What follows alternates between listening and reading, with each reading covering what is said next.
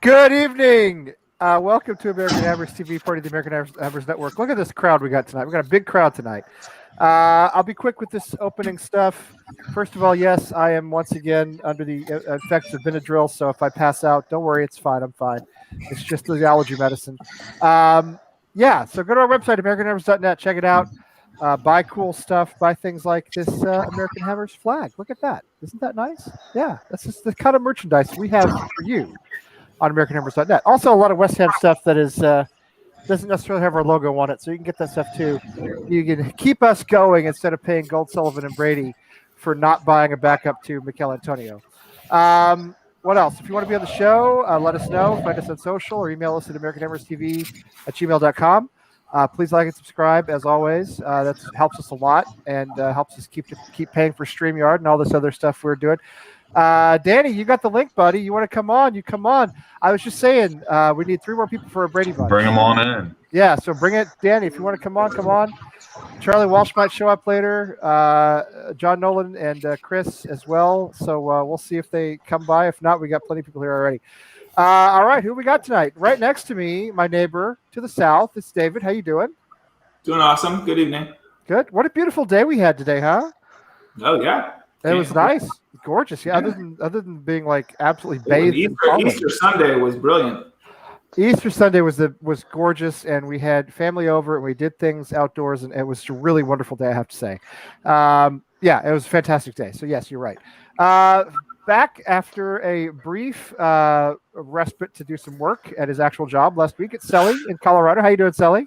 Yeah, not too bad. We have some pretty great weather today too, and it should be on the rise, get into the 80s sometimes this weekend. So looking forward. I'll tell you what, we got the pool guy coming to take the cover off the pool on the 20th of April. All right, that water's going to be cold. Okay, but we're going to get our wetsuits on. We're going to jump in. We're going to swim. Because if you have a pool in New England, you got to use it 6 months out of the year, as far as I'm concerned. We start in April, we end in October, so I can see it. It's coming. Repping Maryland, right up front. He's not at work. I just asked him to wear a mask for general purposes. He's at work. Yeah, I'm just doing this for fun. Yeah, Lucas likes to wear. My 7-year-old will wear a mask without having to wear one. Like he'll just when I'm taking him to school in the car, he's got the mask on. I'm like, Andrew, you don't have to put it on to get to school. He doesn't care. He just wears it. So bless his heart. Yeah, well, he's doesn't always entirely know what's going on. How you doing, Lucas? It's been a while. How's it going? Just in the trenches every day, you know. Yeah, I understand. You dressed up there. You look nice. Is that for us or is that for your job? Both.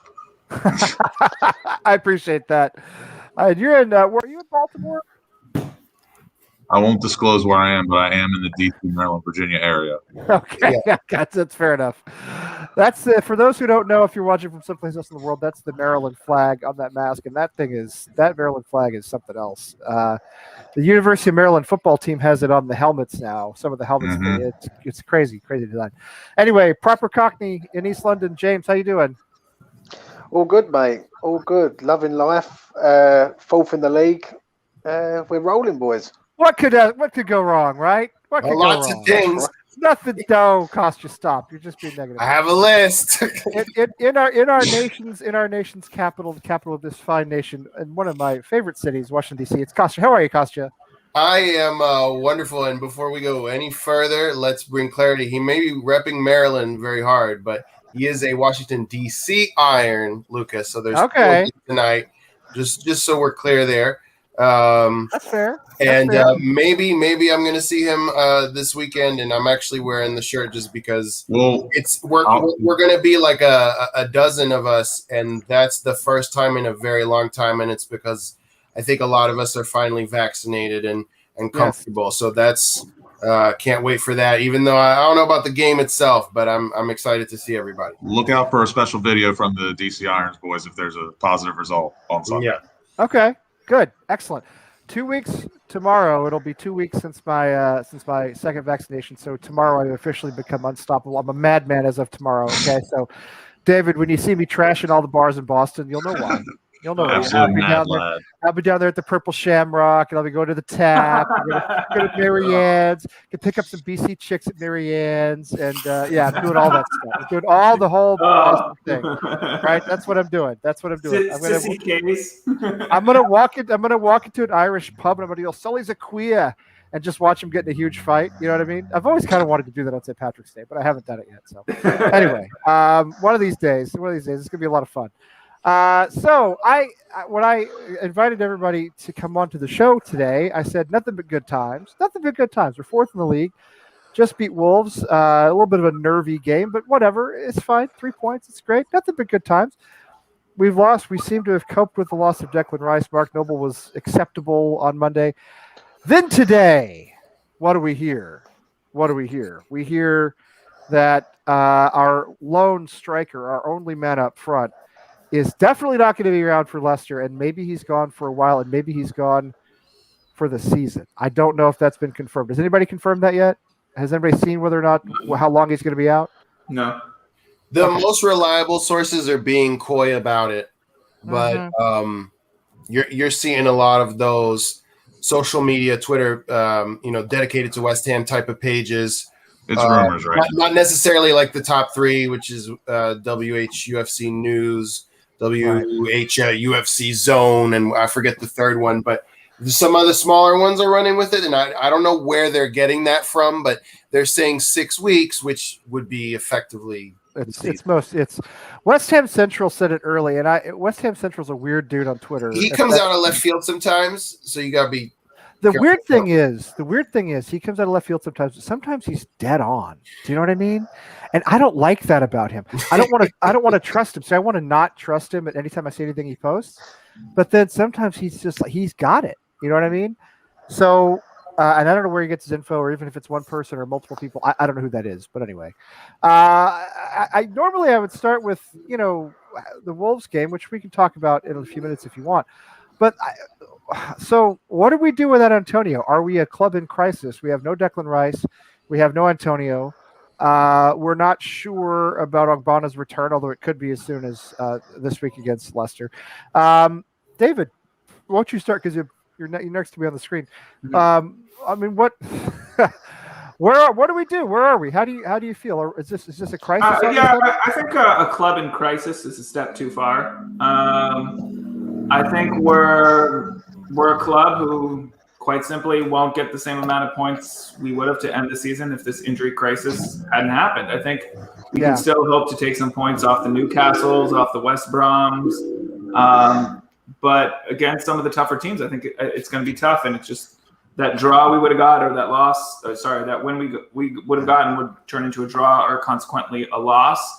And that may affect our position at the end of the table at the end of the campaign. I think the matches are still going to be entertaining. I still think we're going to be fun to watch. Yeah, I do too. At least Fornals and Masuaku are back healthy. They had to be substituted on for. The substitutions didn't appear to make sense, but it was just because they were playing the first match after being injured. That was which is the reason they had to be substituted. I think Bowen is a capable backup striker. He's nothing to get crazy about. I think we'll actually find ourselves in most games. I don't think our results will suffer that much, but on the odd game, we won't get the result we'd hoped for. So if I had a crystal ball I had to predict, I would say that we won't finish fourth. I think we may have in a perfect world without Declan Rice or Antonio being injured and Ogbonna being healthy. But I still think we can get 6th or 7th. I don't think. You think I wouldn't call it a crisis. I'm not expecting us. Well, I mean, down the table. If we were 16th, it'd be a crisis, right? I mean, that would be different. If we were sitting where we were last season and we were in the situation, that'd be a different thing altogether. No, crisis is a heavy word when we're mathematically safe and we're still Champions League contenders. Yeah, Sully, I saw you shaking your head when I used the C word.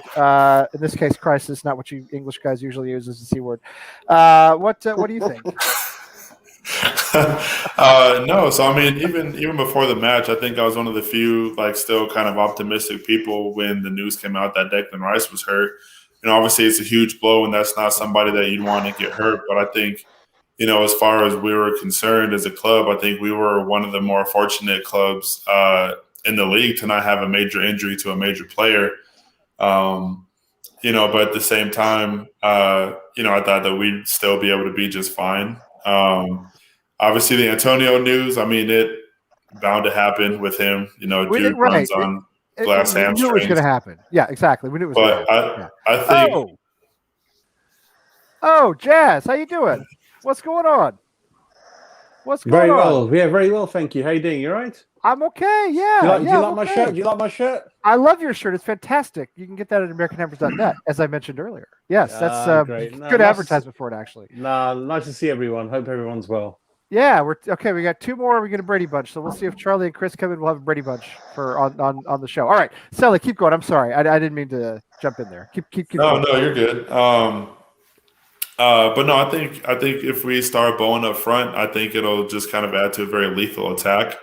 Whether you have, especially if we go to a 4 in the back, I'm not sure if that's what we'll do against Leicester. But if we go to a 4 in the back and you have a front 3 of like a Bowen, Lingard, Fornals, Ben Rama, or maybe even Lanzini, somewhere in there, I think that's a pretty scary attack. I think Meepo probably will obviously have to be the backup striker. I saw there are pictures of Yarmolenko getting warmed up. I don't think he's going to be any version of a striker for us, but Bowen can do what Antonio does, plus he can shoot. So I don't think we'll lose a step with Bowen being up front. So crisis is definitely kind of a harsh word for that. That's very fair compared to where we were last season at this time in particular. Lucas, what do you think? Well, it's a bit tricky with if Antonio is actually out and down, we are going to have to get creative. I did like what I saw last game with 5 in the back, seeing because Masuaku's back, he makes a huge difference. He can get forward in a way that a Ben Johnson can't. But I'm totally down to see how go like a 5-3-2 and just see how like Bowen and Lingard up top could maybe do a little something. I mean, Lingard not play like a pure striker, but kind of false 9-ish. Yep. But I don't know. It's a tricky situation if Antonio's out because obviously we don't have a backup striker.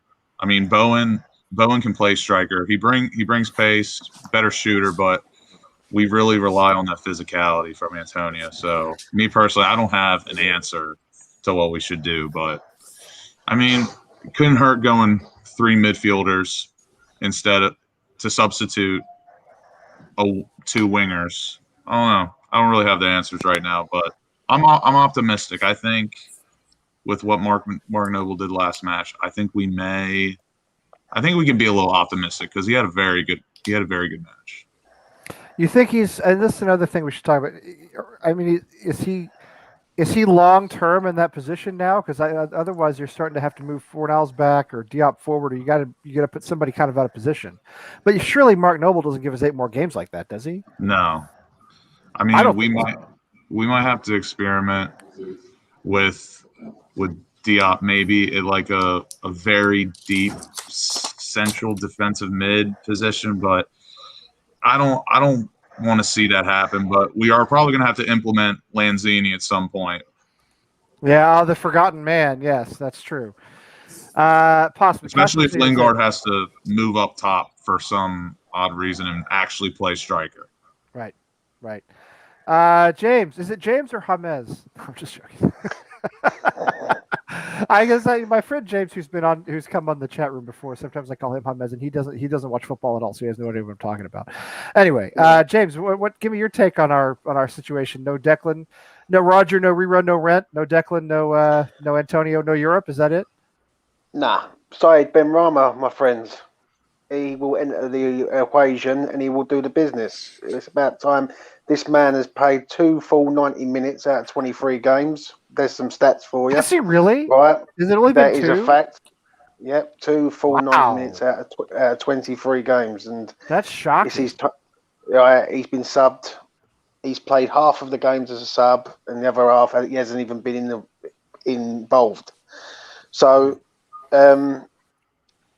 Antonio's not a miss to me because he's been a miss all season. Let's be honest. He's been injured multiple times, and we've managed without him when he hasn't been about. So 4-3-3 for me. 4-now Souček and Noble. Put Noble in that DM position and leave him there. Just leave him to just go from left to right, not forward, not back, just in that defensive midfield position. Let 4-nails and Souček do the running. Have Ben Rama, Bowen and Lingard as your mobile strikers, mate, and then we will be all right. We'll get through it. You know what I mean?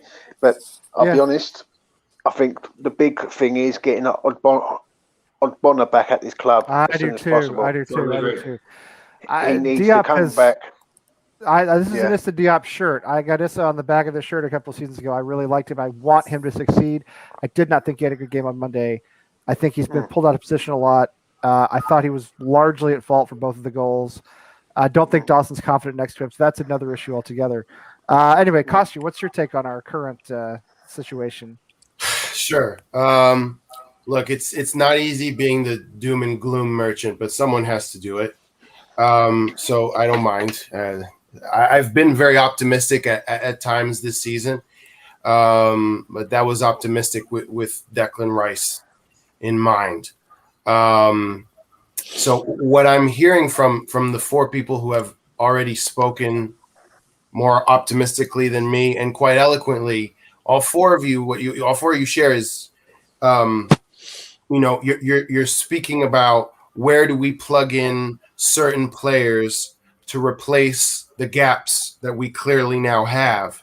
And we're talking about putting square pegs in round holes, and we're trying to say, you know what, but it's not that square. Look, I've sanded down the edges, but no, it's still square.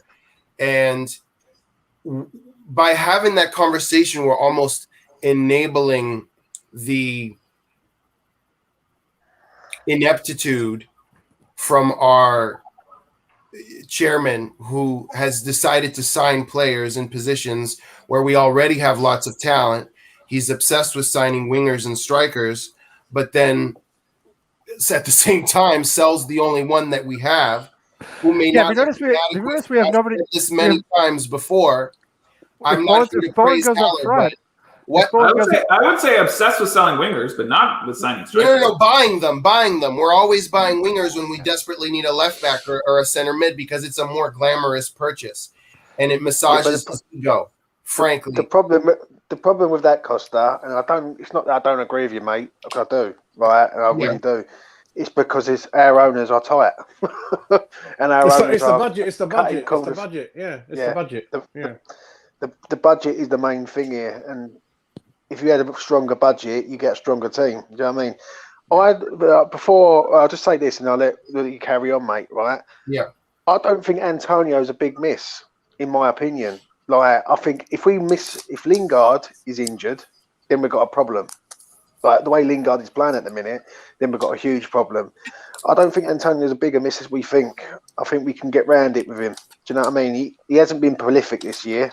Right? So he scored 7 goals in 19 games. To me, that's not prolific. That's an average striker. It's not bad, though. I mean, for us, that's not a bad return at all for West Ham. That's not a bad return. And he has a way of stretching the defense with his physicality. First gen to hold it up, then to get it, then run. Or just even sometimes his run taking away other players. And so he doesn't always score the goals, but his physicality enables people from the outside to cut in and then score off because he's so darn physical. And Bowen is not. And Yarmolenko, his height is skinny and hesitant. Yeah. Right, I'm gonna say something right there though. But when your defensive midfield player has got more goals than your striker, you've got a problem. No. Okay, how big could the round be at the end of last season? Let's let Jazz jump in because he hasn't had a chance to jump in. When I start, then I'm going to finish. But let everyone else have a go. No, go ahead. I'm joking. No, man, that's a very good point because I've been quite vocally negative against Antonio recently for similar reasons. Not a striker, not his own fault. It's the club's fault, pushing him into that position. Always felt that once we've got that Abraham type of striker up front or someone like that, unpolished diamond, then Antonio would be one of the ones who would provide competition for the three that would play behind him. But the good point, sort of, our good friends have said that when you look at the Lingard goal, it's Antonio who takes the two defenders away. Yes. And then obviously one of my I was going to say the same thing. He makes famous that sort of run. interview Yes. after the match discussion was that I kept thinking in my mind when they were running in parallel with each other, Antonio Lingard, I kept saying to Lingard, don't give it to Antonio. Don't pass to him. Don't give it to him. Don't give it to him. And then luckily he didn't do it because his finishing is world class. And if he did give it to Antonio, going back to James's point, we would not have scored. So then you're both right. Antonio can't finish, but at the same time, he takes defenders away, and the people are petrified. If I was a defender and I saw his name on the kind of team sheet, I'll be petrified. But he's not a striker. We got to make that clear, and he's not guiley enough. Look at a couple of chances against Arsenal he missed. If you look at the stats, we've hit the post. We covered those. 19 or 20 times. By far. And Antonio's up there. times. He's probably hit the. And I think Antonio's 21 times. the biggest culprit, really. Yeah. So just wanted to say that you're both right. Yeah. But okay, Grant. But I have to say what Kostya and David said. I feel the same way. He provides physicality, he provides pace, and he provides a decoy like the Lingard goal. He's making a run in the other direction. You got to pull somebody over on him. You have to. Yeah, but no disrespect. That's what he's supposed to do. Yeah, Like, I know. I'm not being rude. He doesn't affect. He doesn't I'm not being affect. rude. Like, but when you No, look at I don't Bowen, think you are.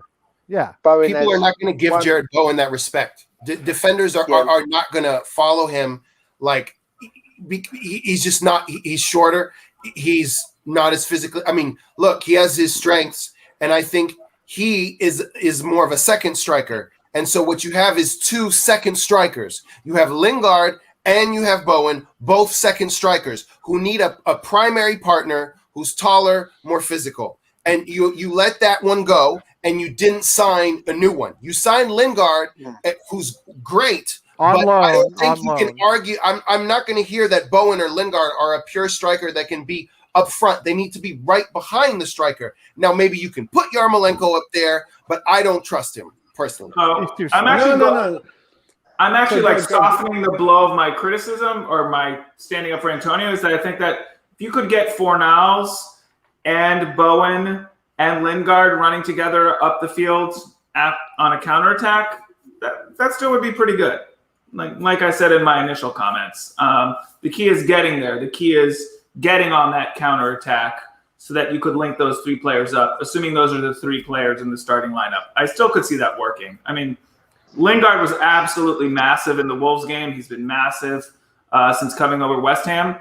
So if you can be settled enough, at least earlier in some of the matches, to spring him forward, I think he helps Bowen a little bit, even though Bowen won't be as effective as Antonio, if that makes sense. Well, one thing I think go ahead, Jess. Go ahead, Jess. No, you go ahead. You go ahead, sir. Go ahead. I'll be quick. I was going to say, kind of to Costa's point real quick about, the ineptitude of the board. I feel like the one striker that you're talking about us needing is the one striker that we sold, at the beginning of the January window. And I think that's hugely unfortunate because when we sold Haller at the beginning of the window, I was pretty optimistic at the fact that, okay, well, we made a move so early in the window, we have to have a plan in place. We had 25 some odd days to get somebody back. Yep. And we didn't. And I think, that, amongst other things is a big factor, just kind of to prove your point to everybody's point, obviously, why our board doesn't know what they're doing. So, it's unfortunate, but again, too, we're seeing it as well with not replacing somebody to come in and step in for Rice either. We knew we were playing with fire, right? And now we're getting burned. Lee, I just wanted to add that it's so interesting because the key point is that we are a top 6 club now. So that's why we're talking about Antonio not being good enough to be up front and not putting players in the wrong positions. Last year, if we were 15th, 16th, 17th, 13th, it didn't matter. But now, when you're talking about top 6, that's when your board's investment in your squad counts. This is the business end of the season, the last 8 games. This is why the Chelseas, the Uniteds, the Cities, the Liverpools, why they always grab the top 4, because our squad is looking embarrassing. It's a shambles. That's why after the Wolves game, I'm such a positive guy normally. I just felt like, how the hell did we win that game? How the hell did we lose a 3-0 lead against Arsenal? And if we're going to get that top 4, we've got to be more ruthless. That's why I was so strict to some of the things I was saying against it, because I love our club. And I think in January, what happened was absolute shambles. How luckily we got Lingard over the line, I don't know, with 1 day spare, arguing over the £1.5 million fee. How we lost Eze in the summer, how we ended up with Benrahma accidentally because he's the last man left on the shelf. I'm just hoping, but I know football so well, so many years, supporting West Ham so long. I'm wrong. I just think it's going to bite us in the bum. I know we're 4th, but look at who's 9th, look at who's 8th. You're literally talking 1 or 2 points. Let me just say this. Those squads behind us are so strong. I've got to disagree. This is what I'm worried about. Go, Jazz. Well, you're my good friend, mate. Yeah, I mean, you do our show on our stuff, yeah. But Saturday's game decides it for me. If we beat Leicester, we are rolling top 4 all day. All right, we have to win that game on Sunday. That's the game we have to win. If we lose that game, we'll draw.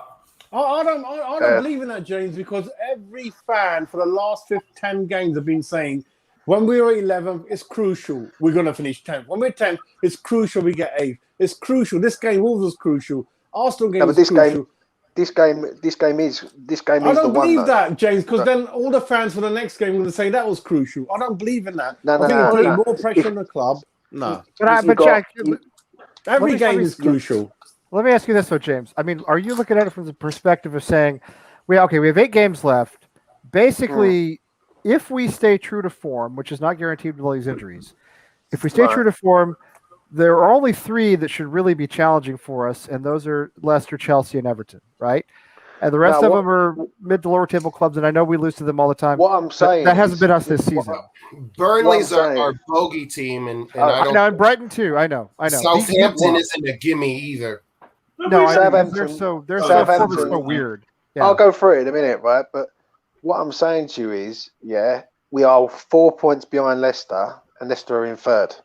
If we beat them, we're 1 point behind Leicester. Are you telling me right now we can't get in front of Leicester when Leicester have got Chelsea? Not beat them, James. Hold on. Right, you've got no faith, brother. That's what I'm saying on that one. Right, but, right. I secondly, think he knows that he doesn't have any faith. What I'm going to say is, right. Faith is his middle name.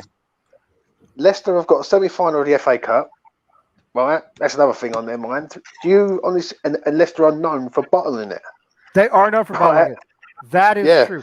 Other than that season when they won the title, obviously it's 5 years ago. Last season, remember, they went into the restart with the possibility of making it to Europe, and they crashed. It was a disaster. I think they finished 5th or 6th. I mean, they're in the Europa League, but I'm just saying they had a chance of going into Champions League again, and they blew it. I think they were in the top 4 going to the restart, and then after the restart, they were horrible. So for whatever reason, they have an issue with that. Now, I'll tell you the reason on Sunday. I don't know. I'll tell you the reason why I'm saying this, right, quickly, so I can get my point across, right? If we lose against Leicester, Leicester will get 3rd because they're 7 points clear, right? And that means there's one spot available, and we've got to compete with Chelsea, Liverpool, and Tottenham, right? In that sort of circle, and Everton possibly, right? If we bring Leicester into it, that's 2 spots available. We've got a chance. If we're sitting there and we're 1 point behind Leicester, please don't anyone tell me right now. If we beat Leicester on Sunday, we still haven't got a chance at top 4. Totally agree. If you know what I mean? No, I think. Luke, go ahead, Lucas. Tell us more. I mean, we need to just like James said, we need to cause as much chaos as possible. And if we beat Leicester, it'd be very. It's such a big game, and as long as I've been a West Ham fan, any game against a top 7 team is a massive game to me. I'm one of those people. I think every game is big, no matter what. I do too. Too. Yeah, I agree. If we beat Leicester, I honestly I mean, obviously, if we beat them, I think my hopes go way up just because there's so much more madness in the fold. Like, if you bring Leicester into the madness in the scramble, the pressure on the pressure from 3rd to 7th is going to be so insane. And our schedule compared to Chelsea, Everton, Man U, Tottenham. It's favorable. It's favorable.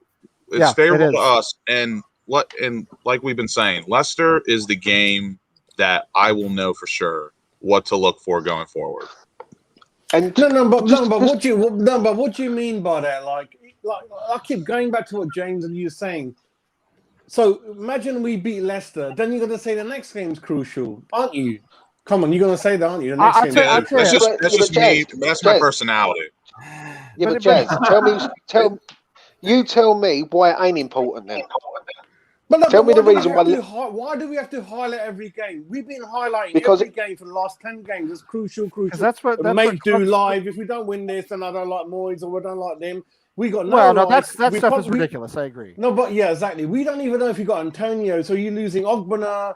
We lost everyone from the 3 key positions: defense, midfield, striker. How the hell are we gonna get? Unless this season just carries on being crazy, how the hell have we got any chance against Leicester? If we lose Antonio, we've lost Antonio before. We will lose him again. Saeed Benrahma, my friend. That's the man. Yeah, but then who's gonna sit? But who's going to sit next to Souček in the defense? Thank you. We're spending too much time on Antonio and not enough on Price, who is the hammer of the year and just critical. And look, Noble had a good game against Wolves. I didn't think so. I thought he was average. I didn't think he had a good game. I thought he was average. Good for him. Good for him. Compared to all the other matches where we looked completely shit in the middle, and he was slow and couldn't fight back whatsoever. Even from the halfway line to the 18. Look, this reference might go past some people, but Lee's gonna love it. He's Roy Kent for AFC Richmond in that one game in like the second to last episode. He is Kostya. He is a little older than Noble, but he has that one glorious game. And obviously Noble knew, Rice is out, and so he was probably motivated from that, but he's not going to sustain that. He's motivated every game. What are you going to put? I'm sorry, yeah, but if you could handpick the last 8 games, I would handpick our last 8 games that we've got now. Right, let's go through it quickly then, because I've seen the comments and some of the people are just coming out rubbish, right? We've got Leicester. If we beat them, we're 1 point behind. We've got Newcastle who are fighting relegation. We've got Chelsea who are going to play 5 games before they meet us, right? Mm-hmm. Then we've got Burnley away, right? We don't win now. Hard game. I get that. Yeah, Everton home, hard game. Brighton away. No, Burnley and Everton. Hold on, man. Right, we've got Brighton away. Yeah, then we've got West Brom who will be relegated, and Southampton who could possibly be in an FA Cup final. Now, tell me something right now. Out of the 8 games, you tell me what fixtures would you want? Because I'll tell you something now. James, we have got 12 players fit in the squad, 12, 13. That's the issue. Yeah. If we had Rice, if we had Antonio, I wouldn't say anything, but there's a limit to ambition and expectations. I can't believe that you're confident playing Everton, Chelsea. We got no one. Are you telling me we can't go and beat West Brom away, who could be relegated? Who's going to play up front? Listen, we've got players there. We've got players. Tell me who. Bowen's going to play up front, right? Jared Bowen. He has to. West Brom just beat Chelsea 5-2, by the way. So I'll tell you what, I don't agree with that. I don't agree. I know the man who saves us. I know the man who saves us, lads. I'm going to tell you it is now. It's the great one. It's Yarmolenko. Okay. I want to back up for a second here because I think Kostya. I don't know who brought this up, but let's talk about Mark Noble, all right? I said on Twitter on Monday afternoon... Anyway, by the way, Charlie Walsh has hacked my account. It's not Jazz. Yeah, Charlie's not here. I thought Charlie might show up tonight, but he's not here yet, so we'll see. No. He also never responded on Twitter, but anyway, that's okay. We love Charlie no matter what. He doesn't like my aftershave. Mark Noble, all right? Whether you thought he was... oh, there he is! No, that's wait. That's Kostya. Who is that? That's who is that? you know, Someone writes books. Noble will carry us like a Champions League, like he carried Herrera off the pitch. Was that you? Lee, what I'm saying is a very odd season. It's a very odd season. What's going on? It's beyond me. What's going on? It is. And it's we've crazy. Had so many results. Crazy. We've had so many results go our way. And Jesse, also, so many results go our way. Usually so positive, and I'm just feeling really down. I don't understand it. Even after the Wolves game, I'm like, how the hell did we win that? How the hell did we lose the Arsenal game? My mind is draw the Arsenal game. Everyone says lose the Arsenal game. We drew. But we got a point. No, we got a point. What I mean, we got a point. Okay, pretty much did. The same thing happened last week. Let's. I want to ask everybody this. So, how do you solve a problem like Mark Noble? All right, he was somewhere between fair and good on Monday. I think everybody pretty much agrees with that. Not a liability. He will eventually be a liability. It may be against Leicester. It may be down the road. I don't believe. If you disagree, please let me know. I do not believe he has 8 decent performances left in him. I don't believe he's a long-term solution. What do we do? Do you bring in a Connor Coventry, that kid? Everyone wants to play the kids. Is he ready? Do you do something like drop Fornals back or push Diop forward? David, I mean, what are your thoughts on the Declan Rice hole? The biggest. We always said all season long. We've said if we break that Rice-Suchek axis, everything breaks. All right, and it didn't quite happen against Wolves because we got off to a fantastic start. But you saw in the second half, Charlie Boy mentioned it in the comments, they peppered us in the second half. We were at 6s and 7s at the back. So I'll start with you, David. What do you do about Mark Noble or about Declan not being there? What you do with Mark Noble is you pair him with Suchek. You have him playing a little behind him, Suchek moving forward but defending him. You probably move Fornals to center midfielder as well. You know, he can go forward and go on the break, but he'll be part of that trio. What kind of comment is that from Neil? That doesn't make any sense. I mean, we're not professional footballers, Neil. I know. I love Neil, but we're not professional footballers. I love Neil, but obviously, we can't walk on the same ground. It bothers me a little bit too. We come on here, we criticize players, or we pump up players every week, and we all know that we're not professional Neil. We're consistent, mate. So Neil, no, listen. He goes on. I do respect and I do love Mark Noble for what he's given the club. I do not think he is the center defensive midfielder to carry us into the Champions League this season. Yeah, I think we all agree. I don't know who is. I was saying, I think I think most of the time, depending on the opposition, you go 5 at the back also to, help him out a little bit. But then every third game, you just bench him and then just only go with Fornals and Suchek. And then put Ben Rama in and go more attacking. So you would have Fornals in the Noble slot, basically. Yeah, exactly. Yeah. All right. Chris, welcome. Who else are you going to put there? Hello, everyone. That's what I'm saying. I don't think anybody. Chris, I'll tell you what. We'll tap the. We'll give you a cross here and see if you can head it home. Chris, you missed it. We had a police in here trying to arrest me. You're lucky. You just come in. Now, if Charlie Walsh shows the cops up, already. The cops. We are one person away from a Brady Bunch. James, right? what is it? NYPD. What do they call it? We're one person away from a Brady Bunch. So anyway, Chris, what do you? Okay, we were just talking about. We talked about Antonio earlier, but no more Declan Rice for at least a few weeks. Mark Noble was, fine on Monday, right? He was fine, somewhere between fine and good. Is he your long-term solution in that position, though? Or if not, what do you do?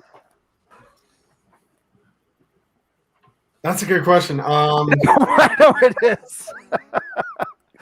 is. Probably not. I just don't think he has the legs to be able to play week in, week out. Maybe to be able to play every few to provide cover or come in. Usually his usual kind of role of substitution to help see things out. But no, I don't think that he's the long-term solution. He was very good on Monday. Yeah. But, So what I mean, so David is talking about a lot of what I've heard a lot of people say, and I do think it makes sense. You move Fornals into that position. You go with Benrahma and Lingard and Bowen up front. I mean, what would you do? That's basically not just what I would do, but that's really the only solution we have. Yeah, there's basically only 2 rotations we can do. 5-3-2. Yeah, our depth is affected that much. 5-3-2 is the system. 5-3-2 is the only one. Yeah. Yeah. All right, lay out your. There's another solution. James, lay out your 5-3-2 for me, if you could. You go 5 at the back. You go basically Mazuaku one side. You go Kufel the other. Dawson, Diop, and Cresswell in the three-man midfield. If he's healthy, right? Or Ogbonna if he's fit. Yeah.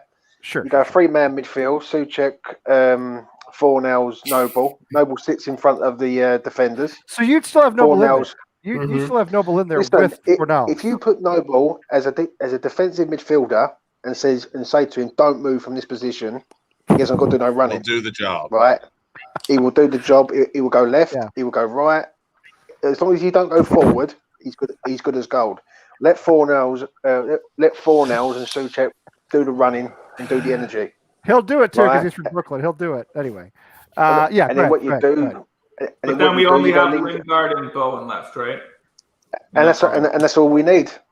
That's all we need. I argue that's probably all we need, and we'll only fall off a little bit.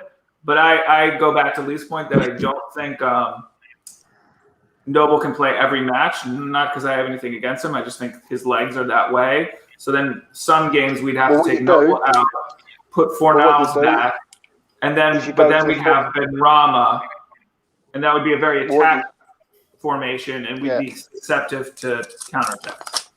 Well, what you do then is go to a 4-2-3-1 system, then, don't you? You take Mazuaku out, you put Benrahma left, Bowen right, Fornals, Lingard up front, and you have Fornals and Suchek as your two central midfield players. Yeah, but then I just don't think we'd be as strong defensively with Cresswell being on the wing and Benrahma too. Even though Cressy can't play in the back four. Cresswell's very poor in the back. Yeah, he's not as good in the back four. In my opinion, he needs to be protected. He needs to be protected. And Benrahma does not provide the protection. Like he was in the Wolves game with the three. Yeah. Look, I have a solution that no one. I mean, I don't want to say no one would implement, but I don't think this manager would even consider it.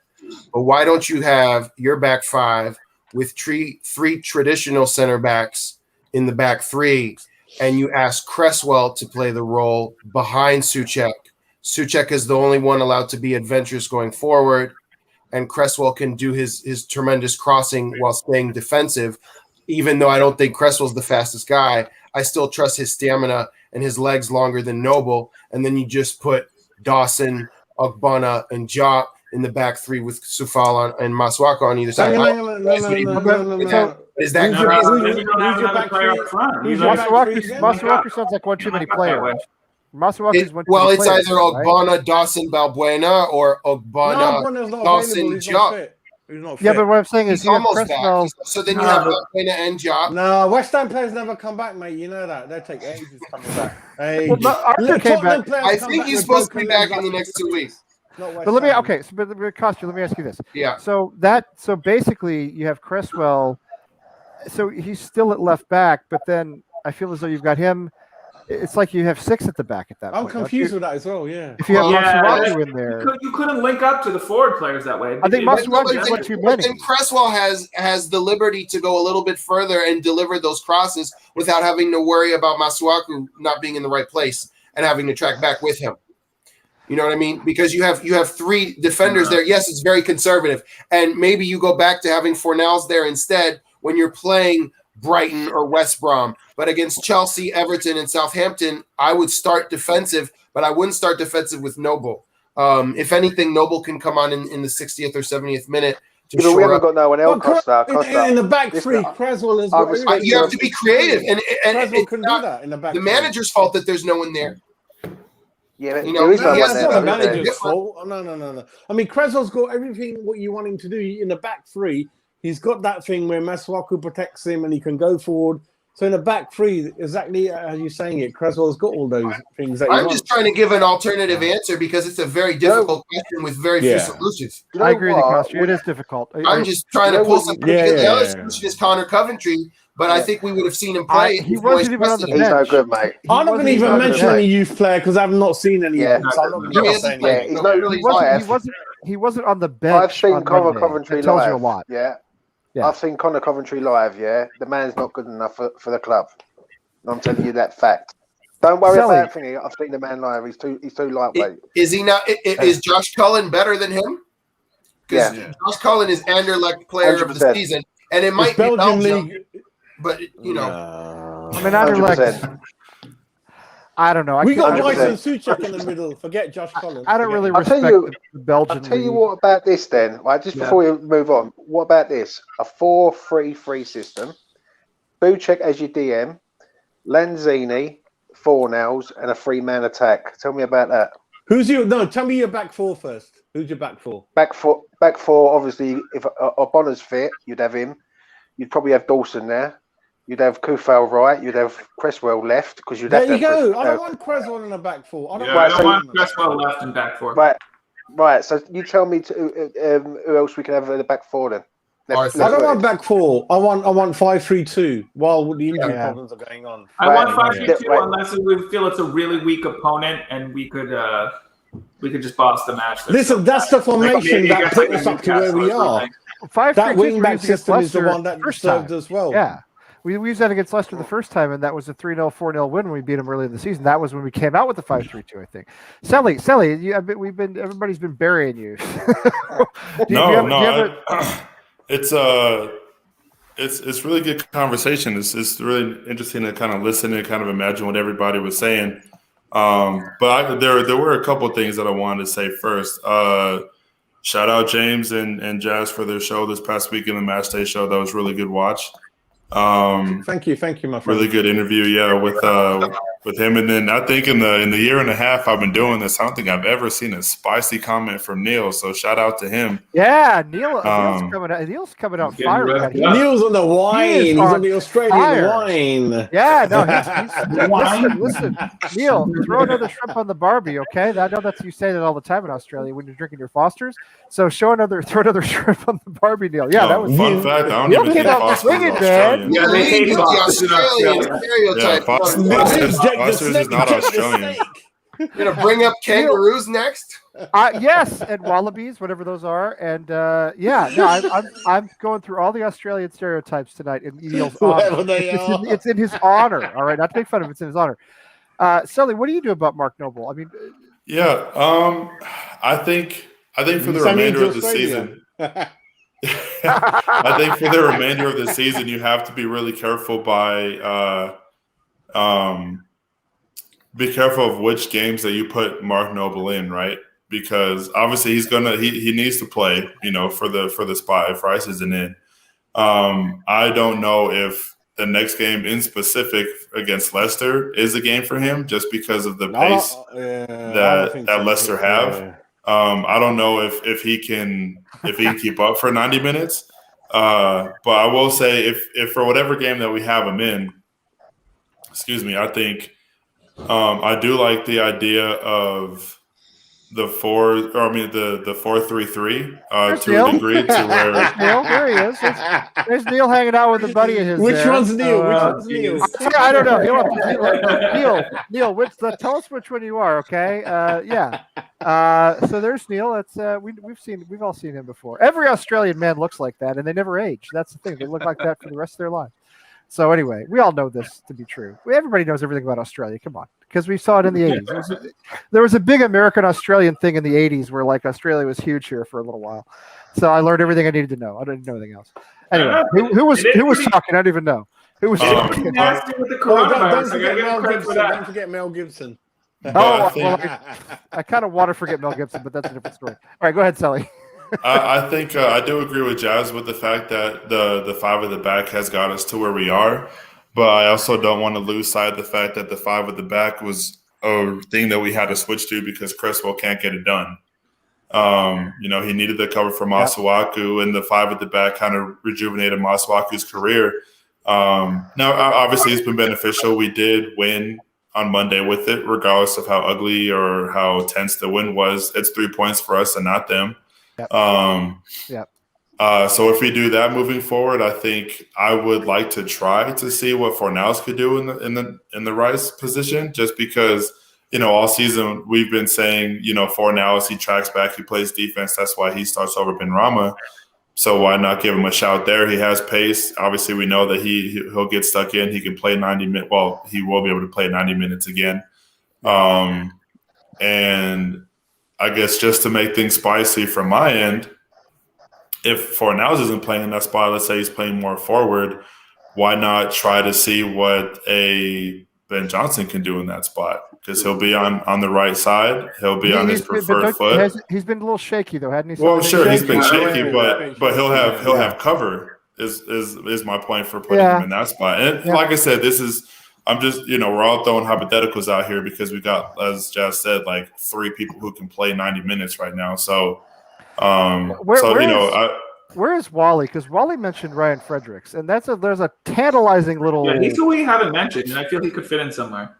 Well, not in the Rice position. No, not the Rice. But obviously not in the Rice position. But let me ask you this: who plays on the right if Bowen plays up front? All right, Lingard is a middle player or a left winger. Same goes for Fornals. Same goes for Benrahma. We don't actually have a right winger anymore. Because there's no more Snodgrass. Antonio's obviously injured and he wasn't playing there anyway. We do have one. But where does Bowen play? Say it. Don't say it. Don't say it. But we don't have like a functional right winger. So who gets on that? Do you stick Cresswell? Do you stick Fredericks on the wing? Despite the fact that no, because Cresswell's crossing is atrocious.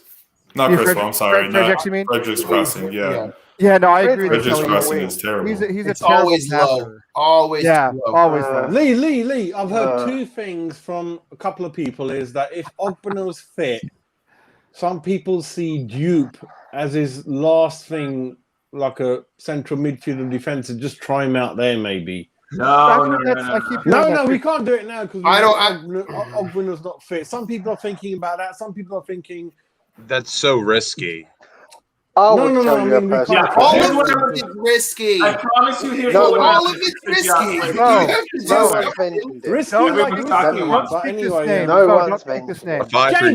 James, do you reckon Masuaku could play in the middle? Do you reckon Masuaku?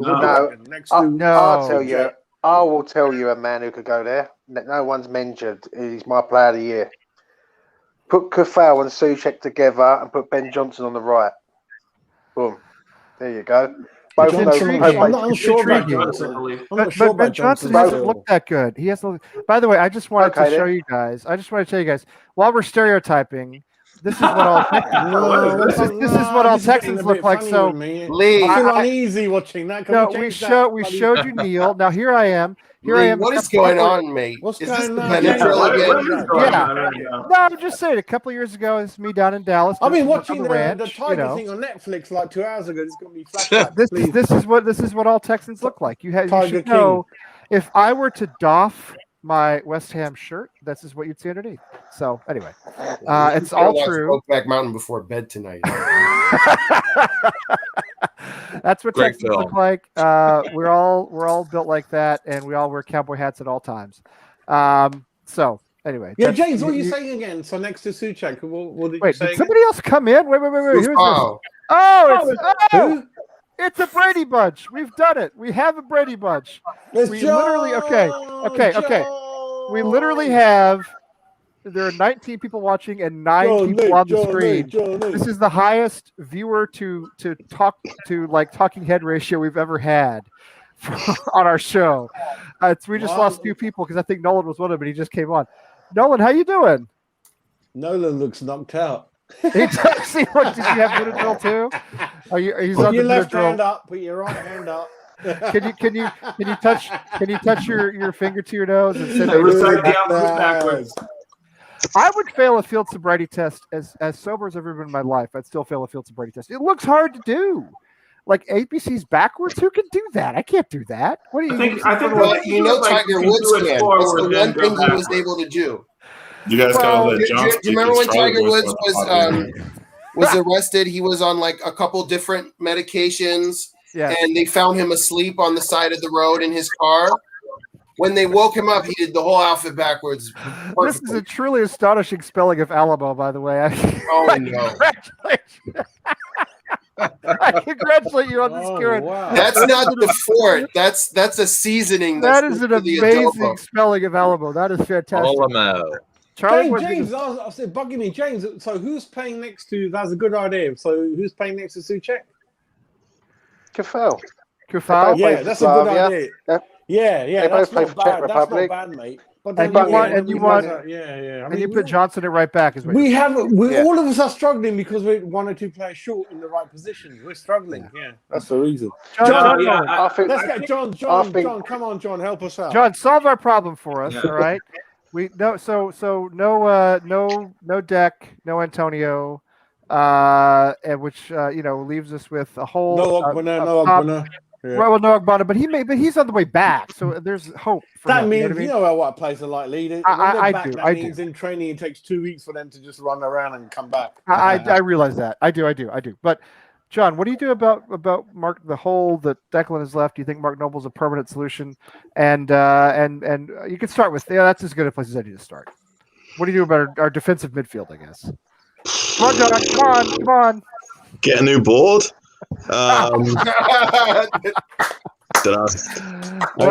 Deck's out, isn't he? He's out. So you've got to go. You've got to go on the evidence provided, and the evidence provided is that Mark Noble had a pretty good game last game. So play him again, and if he doesn't have a good game, then maybe you look at something else. Maybe it's Fornals who has a bit more legs, but John. Do you think he had a good game? Yeah, I thought he had a good game. Didn't he have the most interceptions out of any player on the field? I think he had a close to 100% pass ratio. That's because it hit him in the ass. One shot hit him in the ass. Johnny, he ain't going to do it in the last 8 games, is he? He ain't going to do it in the last 7, 8 But games. that's the thing. Our last 8 games team, aren't they? he can do it, I think. I believe. I've got no confidence in Noble, but that's me.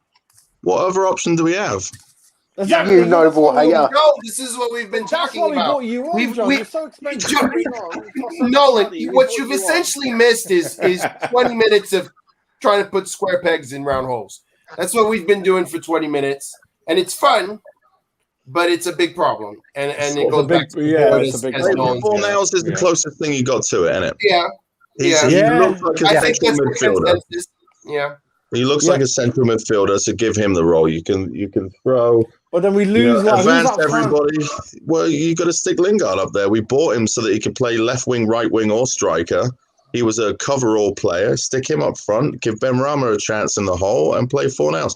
That's the only other way. I don't see anything else. I really don't. No. But you said Fornals sits next to Suchek.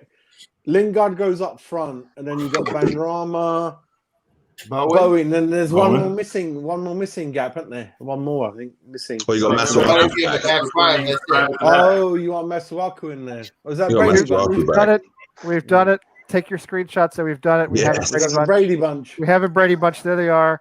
I think all except Robert Reed and Anby Davis. I think they're all still alive, actually. Anyway. No, Floyd Sanders is dead too. Forget just the kids are alive. Losing the whole birth certificate on each. Just the kids are alive. Just the kids are alive. All right, doesn't matter. The kids are alive. Jan bought a house in Santa Monica for like $10,000 back in the 70s and sold it recently for like $2.2 million. I mean, she's like all set. You know what I mean? Listen. So anyway, where were we? Where were we? Lee, we're all heading from the UK. Everyone is leaving California, New York because of taxes. My brother, is that true? That's the truth to that. Yeah. Yeah, there's some truth to that. Yeah, they're going to Texas and Arizona and parts of the Southwest and the South. Yeah, there's some truth. Yeah. I mean, sure. There's truth. There's truth. All right. Anyway, what were we talking about? Chris. Yes. I don't tell us. Say something. You bothered to come on, and you like you.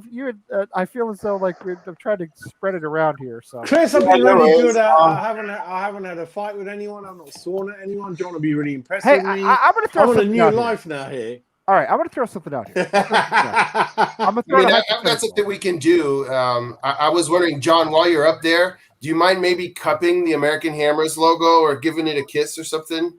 There you are. There you are. Can I get that off? They're good. I can get that off of here somehow. I just don't know totally. There it is. It's gone. No, put it back. It was great. We'd like to see all of John Nolan. He wasn't blocking John. I won't settle. That American Hammer shirt took me 7-8 weeks to deliver. It came eventually. It does take a while because they're not in a warehouse. The best things you have to wait for.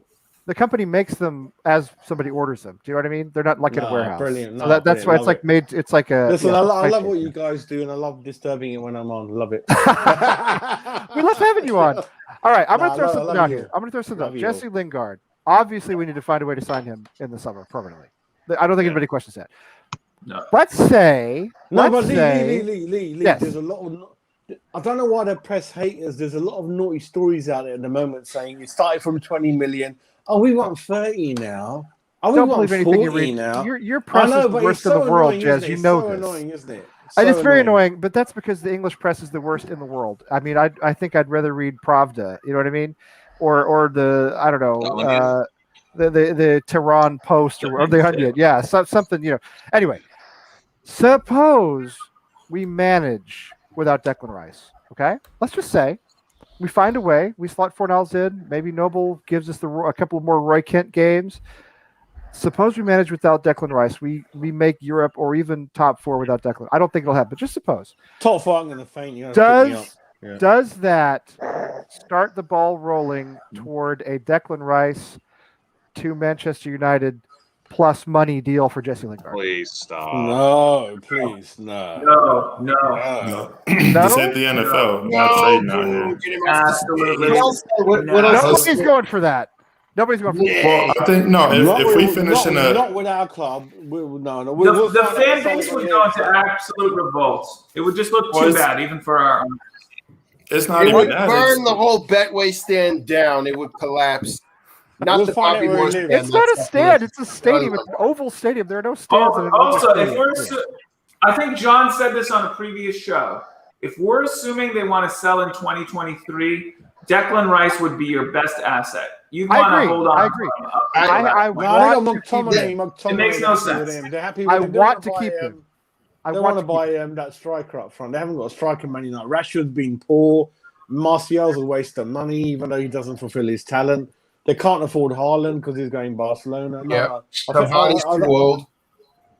Chelsea are too proud. Chelsea sacked Lampard largely on the basis he kept knocking on the door saying, I want Rice. And they said, we can't. It's embarrassing. We let him go. We can't. Chelsea will never buy him. So that leaves Liverpool. Who else? Man City, Liverpool. I have said many times on Man City for me.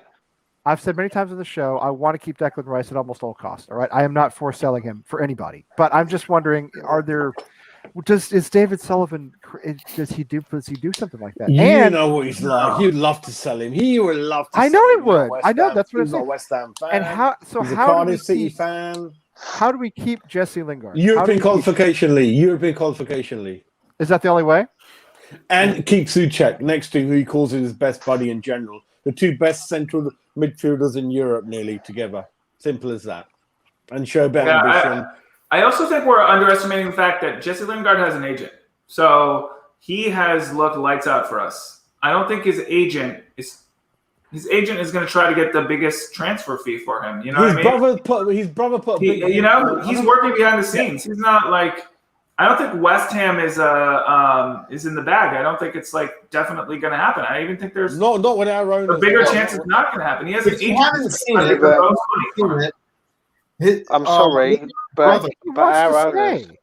Lingard's brother. Hold on, James is going to say something insightful. I could tell because it starts with our owners. Go ahead.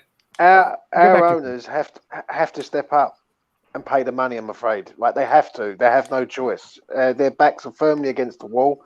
If they get European football, they have to have this man signed, sealed, delivered on the first day of the transfer window. Do it. But they're already putting out. They're already putting out the propaganda through their usual outlets, and we know who I'm talking about. Certain initials, right? Yeah, they've already put out, the price is going up and we're not so sure. And regardless, there's even been an article about it. Doesn't matter if we finish fourth and we make that much more money for finishing fourth compared to 12th, which our usual place. And they're saying, it doesn't matter. We're still going to be broke because of COVID. And so what I don't understand is how on earth this man could possibly be a billionaire. I just, I don't think he is. He's not a billionaire. I don't think he's a billionaire. Well, one thing that we have. He was listed as a billionaire. Just one, but still. One thing that we have going for us in the cheers, conversation cheers. is the fact that Lingard said he wants to stay here. So I think that right there is the first domino knocked down, right? I mean, you think about it. Jesse Lingard wasn't playing football for season and a half basically, and he come on and he scored in damn near every game that he's touched the grass for us. Yes. So I think obviously, in any sport that's going to raise whatever price tag, which, obviously Jesse Lingard, if we're going to sign him on a permanent, wasn't going to be cheap. But at the same time, I think regardless of what the price tag is, we have to pay it for him, because I think Selly, sometimes you undermine the brain of a footballer. Look at his camaraderie with David Moyes. He mentioned him over and over again when he signed. He put his daughter in a West Ham. David Moyes never shows any emotion, and it's a bit like what he did. Bowen was next to him, and he grabbed him like. I agree. I think he put his daughter in a West Ham kit. That's all I needed to see. Me and Jazz, he wants to stay. Me and Jazz done a show on Saturday morning UK time last week, Easter weekend, and we had ex-West Ham employee on the show. And we had a good discussion with him. And what did he charge you, James? What did he charge you for that appearance? He didn't, mate. He was good as gold. He come on. I'm sure he was. Yeah, he was a top man.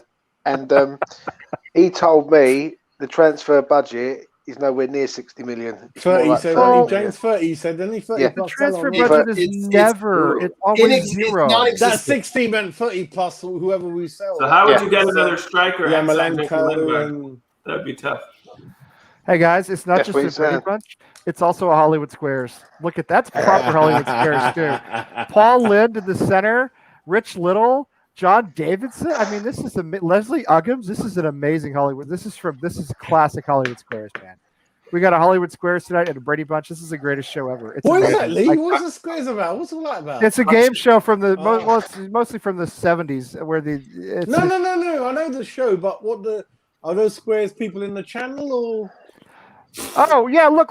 See, when you go back to us, see, we're a Hollywood Squares. Oh, sorry, hey, bloody! I know the Brady Bunch. Yeah, I know all about. No, it's the same. We got the formation. The monkey, looks like the monkey. Yeah, I'm so excited. I'm so excited about. Anyway, Chris, way back, you were going to say something about Lingard, Chris, and I don't know if you still have it in your head, but you got trampled on. So David was talking about how his agent's going to get him the best deal, but I don't know if anyone else had seen it. But Lingard's brother, who's his agent. Exactly. A photo in the gym in a West Ham kit saying exactly. I did not know his brother was his agent, so thank you for. I did not know that either, Chris. I didn't know that. I know the brother promoted the West Ham move. Yeah. Is he related to Marko Arnautovic in any way? That's all I want to know. Because the brother agent thing has not always worked out well for us in the past. One huge reason that Lingard would probably want to stay. Here's a question. Right, go ahead, Sully. Go ahead, Sully. One huge thing that would that I think Lingard, additional reason that he'd want to stay, he probably even would negotiate his price even lower, is the fact that right now he is the best player on the team. And I think especially with the injuries, especially with the injuries. But I mean, even before Antonio and Rice went out, he's been far and above all the other players. And obviously we have some good players on the squad. And I was thinking about this earlier before the show. If he hadn't just played half a season with us, is he in contention for Hammer of the Year? Even though he's only played half of the games for us. That's a good point. That's a great question. Saying player of the year, mate, Sally. Player of the year. A lot of people talking about. So I think the fact that he could come here, obviously he's that guy. He doesn't really have a bad track record of injury, and he boosts everybody else around him. Kind of what I was saying earlier after the Villa game. He's been there and done that at every level in Europe. So he knows what it takes to boost the team and the squad to get us to where we need to go. It's like the impact Bruno had with Manchester United last year. Similar impact. This is all I need to see. Look at that. He put his kid in our right. kit. When you get to so much money, happiness means a lot more. Like he's the age where perhaps he wants to settle down with his future girlfriend, wife, And then the only thing was like he's never lived out of Manchester apart from London, but he wants to play and he wants to be a star. And when you're happy, and he can be a star with these guys, Lee. He's yes. happy. Yeah. He's happy, man. Yes. Well, that's why as well, though, Lee. I'm not. I people may think I'm mad. I don't want to pay more than 10 million for him. It's time for us to be complete bastards about this deal. Like everybody else has us over a fucking barrel. It's time for us to do the same thing. Send him back to Manchester and say, I want to come to West Ham. Otherwise, I'm not doing a fucking thing for Man United. I'm going to sit on the bench, get paid for another year, and then next year I'll go for free. Sell me to West Ham. That's what we need to tell him to do. He needs to go and do it, and he's a West Ham player for 10 million. There's no way he should be paying 30 for Hold on. He's making a hell of a difference. But you know what? We've given him the platform to get back into the England team as well. We've given him the platform to get minutes. We've given him the platform to become the player that he knows that he can be. All of that goes away, John, if he sits the season out. And I get the daughter in the West Ham kit. It's beautiful. It tugs at our heartstrings as fans. It's great. Okay, but you telling me he's going to give away an entire year of his prime, give away his England spot just to sign for little old West Ham because he had such a nice time here. We're not little West Ham. We're not little West Ham. Yes, Coach, 100%. 100% you are. Because do that for us. Because he was already doing that at Manchester United. No. You want to know what's going to happen is we don't have the cojones to go in there and say 10 million, take it or leave it. You could sell them as top. We don't care. We're not going to do that. We're absolutely not going to do that. They're going to hold us ransom for at least 25 to 30 million. You're going to have the three Davids in a room, and one David's going to say, do you want him? Because that's our entire transfer budget. And then the David who manages is going to say, you know what, shit, I didn't think about that. Hold on, maybe I don't want him. He's 29. No, what David will do is he'll buy him for 35, but then he will not buy anyone else. This is exactly what's going to happen. And it won't matter if he wants to come. No, we've got to act like we've got the upper hand in this situation. We've got to act like we've got the upper hand. And not only that, at the same time, he knows what he's got at West Ham. He doesn't know that if he goes to a Leicester, if he goes to a Spurs, if he goes to a Liverpool, that it could even work out the same way for him. He wants to be where he is. And all the time we see transfer rumors, transfer gossip, and transfers happen about players holding out for the team that they want to go to. Well, this is our chance to do that. Let's do it. Yeah. Let's do it. I agree. We got to act like a big club that I think we are. We're top 4, top 6. We're 4. Well, we maybe or may not be, Jazz. We kind of are, but we're kind of not. You know what I mean? We don't know where we're going to finish. We don't know where we're going to finish. But we're nowhere near a top 6 club. We've got the financial backing. Right. Yeah, we've got the financial backing, right? But I'll tell you what, if we sign Lingard, right, he will attract players to our club. Yeah, 100%. One thing too that I think, and Rice, we got the captain of England in our team, mate. Look at that. Who's he going to attract? Of England. Who's he going to attract? He's going to have to attract the best Bosman signings that are available, the top 3. But you're right. It's the owners. It's the owners that are going to let our club down. It's the owners. I'll tell you what. I'll just say this, right? Ivan Toney at Brentford. That's another 30 mil that we don't have. Yeah, they're going to want 30 mil for him. They are 25 mil. 25 mil plus. Let me ask you plus Winston Reid. You've heard it here first. Can you imagine 3 world-class players in our team, and we could do so well, mate, next 2 years. But let me ask you guys this, though. Forget all them Chelsea, man. The only club we could give them a real fucking run, mate. Who else is going to pay 30 million for Ivan Toney? Our owners ain't got the bollocks or the money. Who is going to money? Who else is going to pay that much for Ivan Toney, though? Is Ivan Toney going to Manchester City, Chelsea, a Super Bowl club? Leicester, Everton, West Ham owners, 100 million. Did they have Southampton with the Danny Ings money when they sell them? Did they? Who else? But I guess what I'm asking Danny Ings, I think Tottenham are sniffing around him, aren't they? 1 or 2 years left on his contract. Well, Man City even been linked with him, but I don't think he's not going to go for him. But one thing I think we still have to. One part of the summer that we still have to get sorted out too is David Moyes, because he hasn't signed an extension yet either. Yeah, fair point. That's a good point. By the way, welcome to Sports Shouting, everybody. The show is now called Sports Shouting. Just like I'm a frequent guest on Sports Shouting. Anyway, Yeah, Costa, I don't understand what you mean about sitting the season out, Costa. I'm not sure what you mean by that. What do you No, so John had that idea that Lingard can go to Man U and be in control and say, if you don't sell me to West Ham for 10, 15 million, a good price, I'm gonna do nothing and then go for free. And what I'm saying is that as much as I wish that could happen, I don't like if I'm a professional footballer and I'm going to be 29 and I've just made the England team for Euros. I have only a few years left in my prime, right? And why? Like, okay, maybe I had a great time and I bonded with the player, with the players, and I have a good relationship with the manager. I see all that. He loves his time in London. I see all that. Are you going to give away a year of your prime? I also don't think it would be hard for him to go there and do that because Ole wasn't playing him to begin with. So I don't think, and it wasn't like he was injured or crippled or anything. He ain't going back to Manchester. I don't get the equation though. I'm just saying that's the threat, right? Sell him to another team, not in the Premier League. Like I think Jesse Lingard, if West Ham was to waffle over his price, Man United would just send him to Inter Milan, and Jesse Lingard would absolutely love that.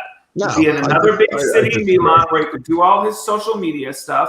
They'd be defending champions of Serie A. No. Italy. They have a good manager. He would play well. You know, like he would just do that. I mean, Italy gonna maybe right, maybe, but Christian Eriksen.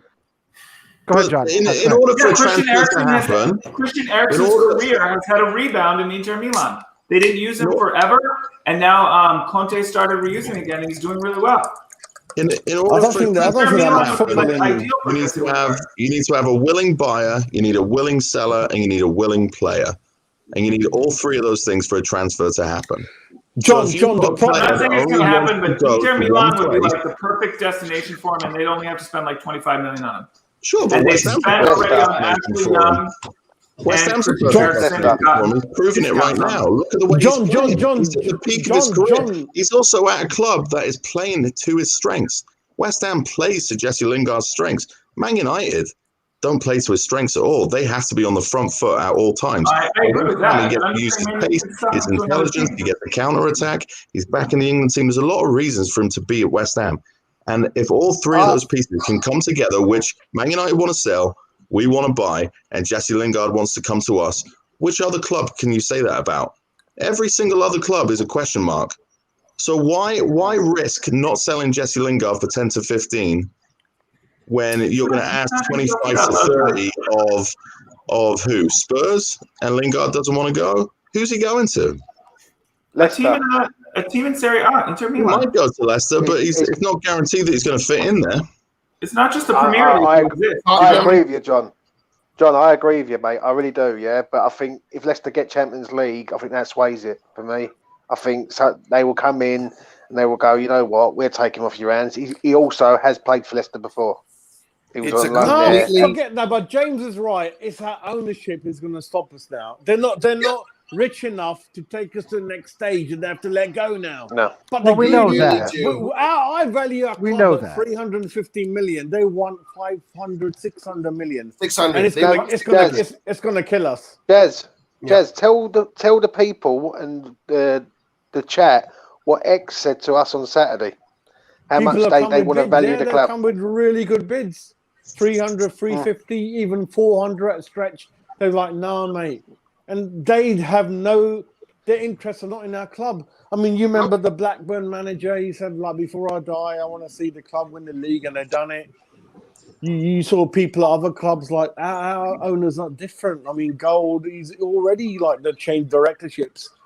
About 6 months ago, the kids are coming in now. Just as we thought they're getting too old, they're going to sell it. The kids are coming in now. So it's looking really worrying. They're getting greedy. They want 600 million £600 million. I think Newcastle were going to be sold to the Saudi government for 250, 300 at the most. And I had another 50 because we're London. We don't own nothing. Our training ground looks like really poor. It's the only thing we can finance on. That's the only asset we've got. It's getting really embarrassing. And I agree. And I just think following West Ham since 1983, my dad even further back than me. I ain't got no hope. That's why I felt depressed after Wolves. I thought, like, we got 13, 14 players in our squad.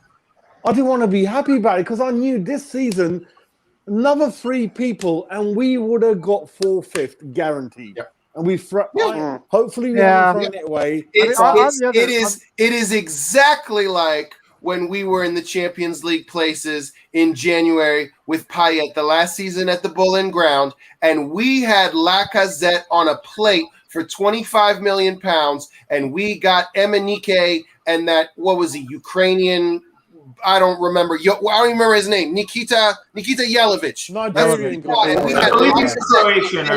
get Lacazette, and that's top. All right. Well, okay. Let me ask you this. So we're talking. While we're talking about money, Trevor makes he makes this point. Money comes in for Lanzini, Anderson, and Yarmolenko. No. How much is that total? How much is that total? I'm saying. Lee, because Porto playing tonight, I saw the Anderson stats since he's been on loan. And my friend, every league game, he's not in the. It says not in the squad, not in the squad. I know. No, I agree. I'm saying this is £15 million. Is that how low is total for all 3? And then the additional problem is that we are already threadbare. Yes, we are thinner than an ant's leg, and you want to sell 3 guys, and we already don't have money. Like, you just can't freaking do it. There's a few players you want to sell. And then you want to qualify for Europe. I don't want to sell them. Trevor brought it up because I do think they might be. I know, but I've heard people say that a lot. I've heard people, we're going to make a little bit more money by selling. Wait. James has got his hand up. Now look at James. He's very polite. He's got his hand up. What do you have for us, James? We can't afford to sell him, mate. We ain't got the bodies there. I'm not arguing with you. I'm not arguing. And that has been obvious to the situation here. Anderson's got no sell-on value at the minute because he's only been at Porto and he's had 4 appearances the whole season. I think he's done with football. I've said for a long time I don't think he wants to play football anymore. I think he's only 27. 27. He's lost it. He's lost it, Jazz. I don't know why. I mean, what the hell happened to the guy? Wow. Lanzini, you might get 10 to 15 million at best if you're lucky. Right. Oh, if even. Everybody knows he's crocked. He's permanently crocked. Everybody knows it. Yeah. If you're lucky. And then you got Yarmolenko, which, let's be honest, right, I actually can see us paying him up and letting him go. Yeah. I can't see us even getting a fee for it. Lucas was giving us a good crotch shot there. Where are you going, Lucas? Where are you going? Where are you going? You were next. Look. I think what just happened is he saw his boss, and his boss asked him to do something. I was because he had this look in his face. Dave was Dave from Dagenham. Dave. James knows him. You were so close. When we were talking about the kids, was there? And I'm just asking this just because I don't know. Obviously, nobody knows what their effect will be, but would people coming back like Holland, Silva, would they be any boost to the club? I mean, both of them are on loan. They've been playing pretty decent. Decent, and you look at the shenanigans with Nagaki. Well, hang on. Let's let Lucas go first because he had his hand up at the end. What do you got for us? I wanted to say this before we switch topic, but not only can't we sell those 3 players, we're going to get at most 20 million. And that's what I was saying. How much are the owners are going to pocket at least 80% of that? Yes. So there's literally no. Can bring Jordan Hugo back. That's hard. I think 50% maybe. 80 is kind of high. But Lucas, your point is good. Again, what is $10 million or £10 million going to do for us? Absolutely nothing. Nothing. I agree. Bring Hugo back for that. Right. That's exactly. You can go get a Yeti back from wherever the hell he is. About Eagle. You can get Hugo. You can get. Oh, I disagree. Me and Charlie Walsh are King Hugo. No, Zaza. Can't get Zaza back. What'd you say, Chris? What can 10 million do? We brought in Soufal for 5 or 6. I mean, that's true. I mean, not every player. We don't have to bring in every single 30 million pound player we're linked with. We brought it to Fala because Suchek. No, but the luck's going to run out. You can't. The luck's going to run out. You can't. That's a one-off. 5 million Kufal, 20 million Suchek. The luck's going to run out. You can't find these players. Don't we still only have 1 scout on the books? I believe so. Yes. I believe that's true, and his name's Thomas Suchek. But no, I think you're right, Lucas. I think there's one professional scout on the books in a Premier League club. And there's no craziest plans thing I've ever heard in to my change life. the training ground. James, we asked X. There's no plans to any further investment in the training ground. Embarrassment. Nothing. And I'm telling you, No. I believe that people want to go to a nice facility when they go to their jobs. All right, I do, Lucas. Right? I mean, if you got I've been stuck in dumpy. I tell you, I had an office one time. Lee, I can see the bomb exploding. That's why I'm freaking out. I hope I'm wrong. No, I can't too, Jazz. We're all with you on this. All right. That's why this season. Yeah. The only thing nice is the potato salad. That's all I know of. I can't believe how shitty I'm feeling in 4th place, but I just keep seeing. Well, from 4th to 9th, you're talking 2 points, 3 points. Someone might know better. I'm not looking at league table. James and I have talked about this a lot, Jazz, on this show. West Ham have never had 2 good seasons in a row ever in the history of the club. Never had 2 good seasons. Never pushed on, like you said. And this season, never pushed on. And this season, listen, as much as I've loved it, and I've thoroughly enjoyed it, and it's already fantastic. And I'm serious about that. There have been so many things go our way. How did Chelsea lose at home 5-2 to West Brom? I mean, you could go right out on the list. You could go to Everton lost a big match not long ago to somebody like Burnley, I think it was. It's just Tottenham have Tottenham themselves all over the place. I mean, all this stuff, and we have no fans in the grounds. It's a total anomaly of a season, and I don't know that it's actually repeatable. Do you know what I mean? No, but so Lee, all the problems that we had are still with there. With a fully healthy squad, but Lee, one thing I have to stop you from saying. Everybody else strengthens. No, but Lee, I don't think you're saying it, but it's not a fluky season that we're up there because who's first is Man City, who's second is Man United. So if we were 3rd and then West Brom was 5th, Norwich, whoever like that, it's not a fluky season that we're up there. We're a very, very good team.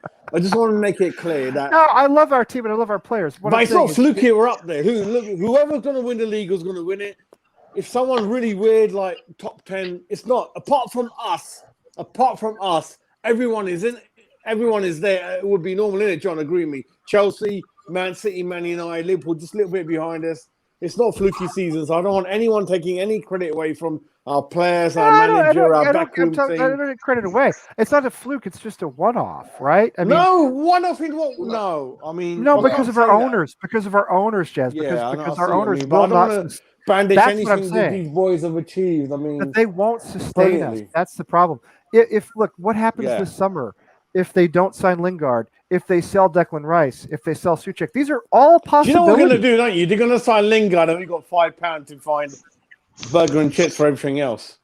James, it's true, isn't it? I mean, actually, they are scared of us because I keep telling you, we're not Coventry, we're not Watford, we're not Arsenal, we are West Ham, we're passionate, we'll burn, we're aggressive. I'm not proud. I am proud of it. I won't say know it's true. But if we are, because they're dead. If they don't sign Lingard, I know what's going to happen. Wait. Who? Charlie wants to.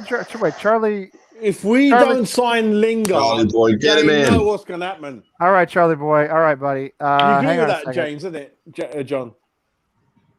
What? The board cannot afford not to sign Lingard because they know what's going to happen. I mean, they're going to do something, don't they? It'd be absolutely silly based on what he's done to not go and get him. You know what I mean? The only reason they don't go and get him is if they sell Rice. Yeah, but that means you've got no money for nothing else. But they will do it because they don't want to upset us. Hang on, Charlie. Hang on. I gotta find. Well, what I'm hoping doesn't happen is that Lingard is the marquee signing, right? Because we always like to have some kind of marquee signing every summer. Oh, Dave agrees. Twitter. Yeah, I want Lingard, but I don't want him to be like the. I don't want him to be the shiny thing that we go get when we've already got him right now. So go get me another shiny thing. James, Dave's saying hello. Dave, say hello. James, say hello. Hello, it's James. It's a tough spot because even if we do get Lingard for, let's say, on the low for 20, 15 million pounds, I mean, we're still going to have so little to spend. Like, it's our club. We never get anything simple. When it's obvious, nothing's obvious. And yet, let's not forget, This is the best West Ham. Is anyone else feeling like me? Usually I'm the most bubbly guy and I'm on the floor and I'm with fourth. Anyone else feel like me? Like, because I know what's going to happen. And hopefully I'm wrong. Yes, I'm not far away from you. I think we're going to finish 8th. I think the Wolves score was a fluke. Yeah. I'll never say things like that ever. I'm like, yeah. But do you think? Let me ask you about. Okay, Wolves. Was it a deserved victory? Yes. Yeah. Okay, I think it was too. I'm just. So you say it's a fluke, Jess? What do you mean? What do you mean? They're still a solid team. It just means we were under the cosh for 55, 60 minutes of the game. I felt from the second half, I didn't even want to watch it. I spoke to James. I didn't want to say before the game, and I was really upset after Rice got injured. Yeah. I felt really, really upset. And after January window, I told a lot of channels, I felt our transfer dealing in January was shocking. Well, so poor from what we had in our hand. And you give that manager and you wanted some. But this goes back to the summer. We wanted Eze and our director owner, Sullivan, couldn't get the deal over the line. And we only bought Benrahma because he was the only player left on the shelf. And on the back of this is what we achieved. And when we have a second chance to go again in January, again, you don't support the manager. And then this happens. I mean, nobody's going to argue with you about this. All right. I mean, I'm totally with you. I think for me, the question is more, how do we get Europe? How do we sort this out? Yeah. Well, how do we sort out the situation we're in with two? I mean, there were 3 players. I think I've always thought all season. Charlie, I'm looking you up, buddy. I'm going to send it to you. Okay. There are 3 players I've thought all season we really couldn't afford to lose, and that was Rice, Souček, and Antonio. And a lot of people disagree on Antonio. I think he brings a lot to the side. There's nobody else that we got. Now we're 2 down. Now we're 2 down. Yeah, you know what I mean. You've lost. You broke the Rice axis. I mean, so now this is the thing we've been talking about. I think the whole show is what do we do? I still don't know what to do. I really don't. I have no idea. Yeah. I mean, and I'm just thinking, typical West Ham fashion, we throw it away and we finish 8th or 9th. And then I'm going to be so unhappy, proper screwed. I'm not going to be unhappy if we finish 8th or 9th. I know it sounds weird, but I'm not. That's a good that's season. Terrible. I'll be unhappy. After all we've been happy if we don't. I know what you're saying. But I'm gonna. But you know who is happy? That. I love West Ham. They're my blood. Well, I'll say, what's the effing point of us being there? That's what I will say to that point. Well, I mean, what's the point? Okay, we were all thrilled to finish 7th when we had Dimitri Payet, and we were in a very similar situation. I wasn't thrilled. I was disappointed. Refereeing decisions. There was some refereeing decisions. That was a one-man team that were atrocious and cost us Champions League. There were. David, you're Andy right. Carroll penalty. The referees. The Chelsea penalty, the Leicester penalty. Oh yeah. The Crystal Palace red card. Wait a minute. 2 goals. Those made my brain explode. When you look back on 2016, James crack it up. When you look back on 2016, do you look back on 2016 with regret or with nostalgia? Because I think most West Ham both fans at the same time. We didn't get what we deserved last season, Upton Park, but regret in the sense that we didn't go as far as we could have gone based on our talent. I thought we should have done better as well. But I feel as though most West Ham fans look at that season as like the good old days. And we finished 7th. We finished 7th. Logically, think about it this way. If we had gotten Champions League with the first season at the London Stadium, think about how much better the atmosphere would have been from the jump off. We wouldn't have gotten to the soul-sucking I agree. cycle. I mean, but the thing is, West Ham has never been a... I'll give you an example. I'm from London, and when I see people from London supporting Liverpool, Manchester United, Everton, you can't believe how angry I get. Even my own family. It happens everywhere. It's different. I get to fights with them. James will understand. I'll go nuts. John knows. Our club is. We've won a few things, no doubt. It's just like we've ended up being. We are huge. We don't realize how big club we are. No, I do. Yes, I actually do, because look at us sitting here. We got 60,000 season ticket holders. We do have. Look at us sitting here with, we have people. We've had people on this on our network from Brazil and New Zealand and Germany and Russia and Thailand. Have a look at Chelsea's matches in 1984 with this ambulance park behind. Somebody there. They got one stand. I know. There's somebody there. Yeah. I will never accept that we're not bigger than Chelsea. Tottenham. I don't either. Listen, hopefully no one listens too much, but Arsenal, Tottenham have slightly been bigger than us. I have to say that. The players, the owners, who they bought, Glenn Hoddle. I mean, I think the answer to this is probably no, Kieran. I think he's rolling right now. He's rolling. He's on the sauce. He's on the sauce and he's rolling a little bit. James, what do you got? Thank you, mate. My arm was killing me. I was just I'm sorry. There's a lot of people. James, the boss has gone back in years. Now, listen, right. In 2016, we had a good team, and we was unlucky not to finish in the top 4 or 5 due to a couple of iffy results and a couple of dodgy referee decisions and linesman calls, right? But loads of them. More than a couple. It was very bad. Yeah. I got injured 2 games before Spurs game. 2 games before Spurs game. Yes. But this season is our best chance we're ever going to get a Champions League under this ownership, I'm afraid. Yes. This is there are other teams in this league who are more powerful than us in with their finances, and when we've got a net spend of £6 million net spend, that is not a top 4 team. So we've got to embrace it for what it is, and James, can I interrupt you because my brother? I know I get away a lot with you. How can the owners, apart from running our club like a corner shop, risk that? Like you said, James, accidentally we've ended up 4th without any extra expenditure with a manager that didn't want, and he came back in, and suddenly we're in this little. Why wouldn't you give him what he wanted? Fofana went to Leicester. We lost. I mean, James, what's your feelings? I'm fuming, mate. I'm fuming. You got to embrace it. Wait a minute. Embrace what, though, look at this. James, embrace what, though? All right. Okay, let's. Everybody's had a good chance. I can't hear. I'm gonna turn it over. You can't hear? I can't hear. Embrace what, though? It's just I gotta come back. James, come on, James. All right, come back. Give me a second. Yeah, I'll give you a minute. All right, because Brooklyn, James is about to be in the house. So, real quick, the latest net worth on David Sullivan is $1.2 billion. And dollars or pounds? And when you run a Premier League club, one thing, I'll never interrupt again. One thing I would just want to say: our owners in the whole Premier League, I think. We got one of the poorest owners' net worth in the whole league. Of course we do. And I'll just but Jazz, it's $1.2 billion.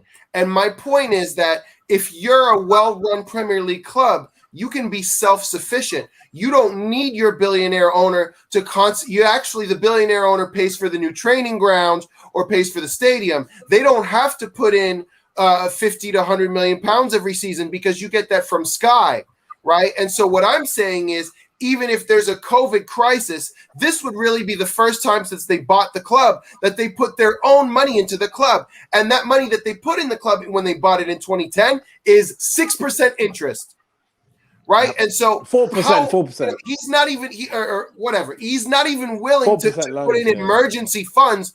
And that's why I don't believe that he's worth $1.2 billion. Or all those assets are not easily attainable or whatever. Or he's just they're stuck in property, so you can't get them out. And that's right. Because how much is tied up in property? Which, by the way, the property has lost value during the pandemic, especially commercial property has lost a lot of value. He's not liquid, Kostya. I think that's what you're getting at. We got the poorest owners, my friend. Poorest owners in the whole league. Net worth is great, but it's like saying you're worth $500,000. And Lee, another thing is when you got joint owners, it causes more of a problem because you can't. Well, I think I believe in what I heard. I've made that argument. I've made that argument on the Knees Up Mother Brown forum, and I had a Londoner who is in real estate tell me that it's not the landlords that are doing that poorly. They're still getting their money, so I don't know where that's from. That's what I've heard. I've tried to make that argument, and I've been told it's actually not true. The landlords are doing just fine, and they're being covered. for that loss of income. Well, Sally wanted to say something, but then it got interrupted. Yeah, go ahead, Sally. I was going to say, I think, it goes to show, and this was earlier for the, £6 million net spend. I think it just goes to show how, how important David Moyes actually is to the club outside of just coaching, on the weekend, because you think of all the players he's brought in since he's managed us and look at how all of them have turned out, for the most, well, not even for the most part, they have all turned out, Souček, Sufal,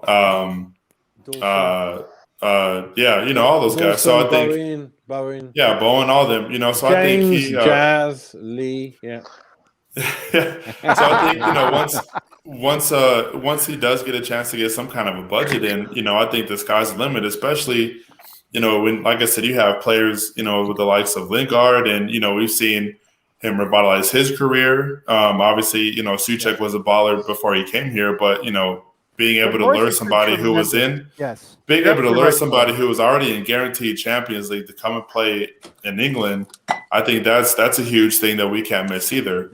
Because Lee like that. I got a bottle of that myself, actually. The company I work for gave it to me. I went and picked it up back in December. It's quite nice. No, Sally, I think you're absolutely right. Sally. David Moyes has been, whatever you think of him, and he's not perfect. He's made a mistake with substitutions. He's made a mistake with starting 11s. We know that. Overall, he's been fantastic, absolutely brilliant, and he's made the silk purse out of a sow's ear. And I mean, he's got to be already manager of the year. I'm not sure who else. I'd be surprised if he wasn't. If any other manager gets manager of the year besides him, he didn't even win it when he just lost one game. So they gave it to the Man City guy because he won all of them. And I said, can't you just think about the whole circle? He doesn't. Man City. I could manage Man City to probably like a Champions League place. You know what I mean? How hard is it to do? You have the best players in the world. You go out. You're one of these football manager guys. One of these guys who plays the FIFA. And Lee. One of the cost who plays the FIFA mode. If you do and that, just one more thing. I can't keep my mouth shut. But Lee, I stuck my neck out for him only for a couple of reasons. Was at that time, especially with Charlie, we had enough ding dongs, as you know. But the main reason was that at that time he was the perfect fit. Yes, for our club. I thought he should. Those guys wanted the Brazilian, a Dutch guy, a little four. I said, no, under our ownership and money and budget, you're not going to get that. And we tried it, Pellegrini. We've blown 120 million. He fitted a perfect fit, and then it's up to him to see if he can progress us from 8th to 4th to 2nd, whatever. Let's see how it goes, really. Yeah. Charlie boy, just come talk to us, man. I don't care if you can hear us or not. We're not saying anything anyway. Just come talk to us, man. Come on. Anyway, I don't know where he is. All right. So, Leicester on Sunday morning. So you guys will have to, obviously DVR the game so you go to church and watch it when you get home. I just want to ask one question. Lee. I just want to ask one question, which I'm really afraid from all the fans, and especially the ones on this podcast. If we lose that game, is everyone watching? Are we all going to completely lose it over one game, saying the manager's this, the players of course are this? we will. Jazz, that is what we do as West Ham fans. I'm not going to. What are you talking about? Listen, I've already told you. If it's a close match, it's not a complete blowout and we lose, I'm going to say I'm talking about West Ham. The bookies would have predicted us to lose. I'm talking about West Ham Twitter, all right? If you guys are on West Ham Twitter at all, you know what I'm talking about. Yeah, of course. It is. As I've mentioned already, now, David, I agree with you. Listen, as I've mentioned, I'm happy with this season already. Do you know why? We're mathematically safe. And everybody thinks I'm crazy to say that. We stared into the abyss last season. Lee, my position, 1 year. 15th was my target. Yes, go back 1 year, and we were looking at, does the season restart? Do we get sent down on points per game, weighted home and away? Do we stay up by the skin of our teeth? What we didn't know. We sat there for weeks not knowing. It's April. We're safe. We're not going to realistically I'm sorry. Yeah, but we've got to embrace the moment. I'm embracing the moment. I want better. I want better. Everybody wants better. Look, if Declan Rice were going to play the next 6 games, if Mikel Antonio were going to play the next 6 games, I'd probably feel differently. If you want to be honest, Lee, I love you so much. You're such a great presenter, like John. John's voice. Your presentation that's not true. skills. Such a great presenter. Listen, I respect you guys so much. Lee, I want to know your view on our January transfer window, and I just want to know about your feelings on that. Well, I mean, obviously, we signed Lingard on loan. He's probably what's keeping us in contention for Europe. I think that was obviously a brilliant move. Other than that, we didn't do anything at all. I think you got lucky. I think you got fortunate, mate. Yeah, of course we did. No, I mean, I think we work under a lot of constraints with these owners. A couple of weeks ago, several weeks ago, I think it was after. We only got Lingard because of his links with Moyes. I have to make that clear, and he made that clear himself. He goes, there's 6-7 clubs after him because of him. That's why he came. I just want to make that clear. We asked the question a few weeks ago. What's your floor for being satisfied with this season? All right. I said a few weeks ago, I thought we had to make Europe. That if we didn't make Europe, I'd be disappointed. What I'm saying to you is now, from my perspective, okay, just me, you lose Souček. You lose Rice. I'm sorry, not Souček. God, I hope I didn't. Oh, don't say that. I hope I didn't just. James, touch wood. I hope that's not foreshadowing. James, touch his I'm on a wooden. I got a wooden desk here. You lose Rice. I meant to say. You lose Rice. You lose Antonio. I mean, frankly, it does change my expectations. It does. It will make it harder for us. It will. There's no nice way. James, I'm embracing the moment. I'm loving this season. I'm loving every bit of the season. I'm wearing West Ham stuff every day. I'm just nervous. I'm nervous. Lucas, what's the 7, Lucas? Can I just say something? Why are we nervous? We're not supposed to be there. Well, but that's my whole point. point. Greedy as human beings, greedy and excited. No, but that's my whole point. I'm thrilled with this season. Okay, already thrilled. We're going to be in the Premier League next season. For me, that's pretty good to start with. All right, that's all I really wanted going into the season. John, what's the difference between 4th and 8th or 9th in points? If someone can put the league table up, what is the difference? I just had it up. Hang on here. Someone. Okay, it's 5. It's 5. Lucas, you think we're finishing 7th? 8th. When you said the floor, when you said our floor, I think our floor should be 7 or 8. That seems reasonable. Oh, that's not bad. Okay. I mean, that's. Seeing as how Europe probably will drop down to 6 because Man City has a good chance of doing the quad this year. I'm just saying, like it's true. Man City have a chance to do the quad, so the European spot will go down to 6th place. Yeah. Right. So, I mean, granted, don't get me wrong. I would love to get Champions League football, but from arguments and statements that we've all made today. Listen, we're going to have the biggest party in all the West Ham channels. I'm going to for sure. No, I'm just saying, though, in John, I'm going to say the British Airways first class ticket to fly down to Windsor. And for a thin squad and, not having money or whatever, like, all right, getting into European football next year will be great, but it's not going to be. It's going to be tough to compete because we don't have a team. Now, I will say I do agree with James. Like there's, you obviously have to enjoy the moment because we're playing with house money right now. Yes. Now, I mean, obviously, we're mathematically safe. So, I mean, that doesn't mean if we finish in 17th that it was a good season.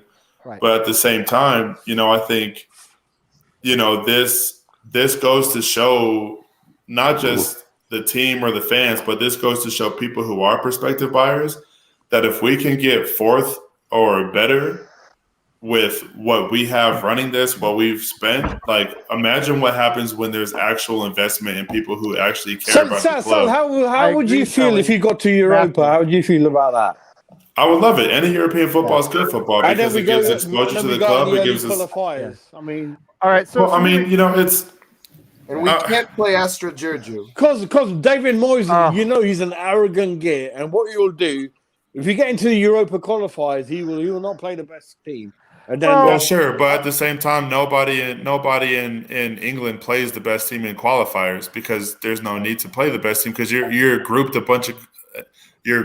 with scrubs essentially. Well, that's why. Right. That's why Chelsea and Tottenham both made the final a couple of years ago because they had deep squads. 2, they know how to manage it because they've been there. Chelsea and Arsenal, But yeah, whoever. Don't mention Tottenham. Don't swear. Don't swear. To me, if you look at this, then Sully, I agree. Tottenham made the Europa League final. Don't swear. Tottenham were the Champions League final. Tottenham were the Champions League final. But Sully, you're right. It was Chelsea and Arsenal and Liverpool and Tottenham. Liverpool, Tottenham.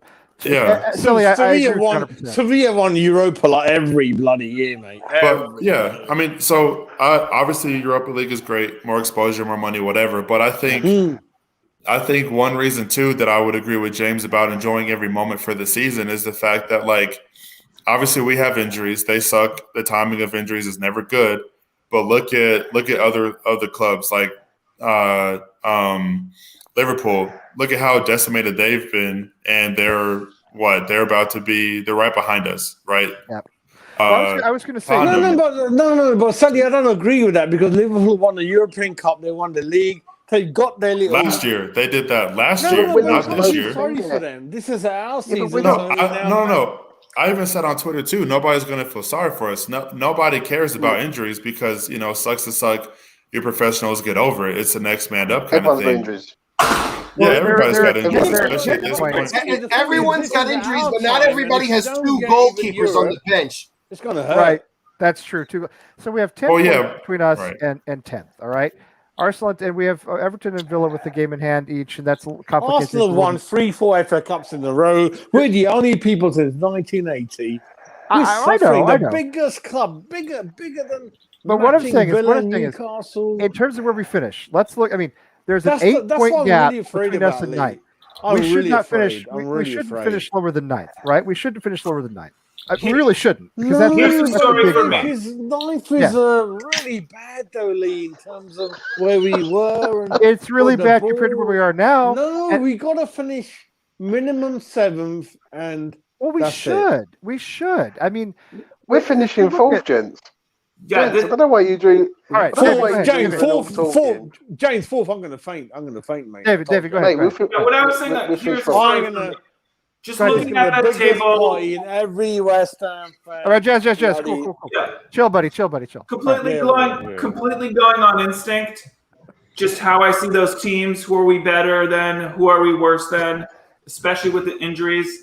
I think Liverpool would finish ahead of us. I think Chelsea would finish ahead of us. But I think we have a great chance of finishing ahead of Spurs. Just with the whole Mourinho thing, they don't seem to be gelling well with him. The personality clashes. Sometimes they don't show up. I think we have a great chance to finish ahead of them. Everton, too. I wish that Tottenham had a £35 million striker in reserve. He's only started one game the whole season. $35 million.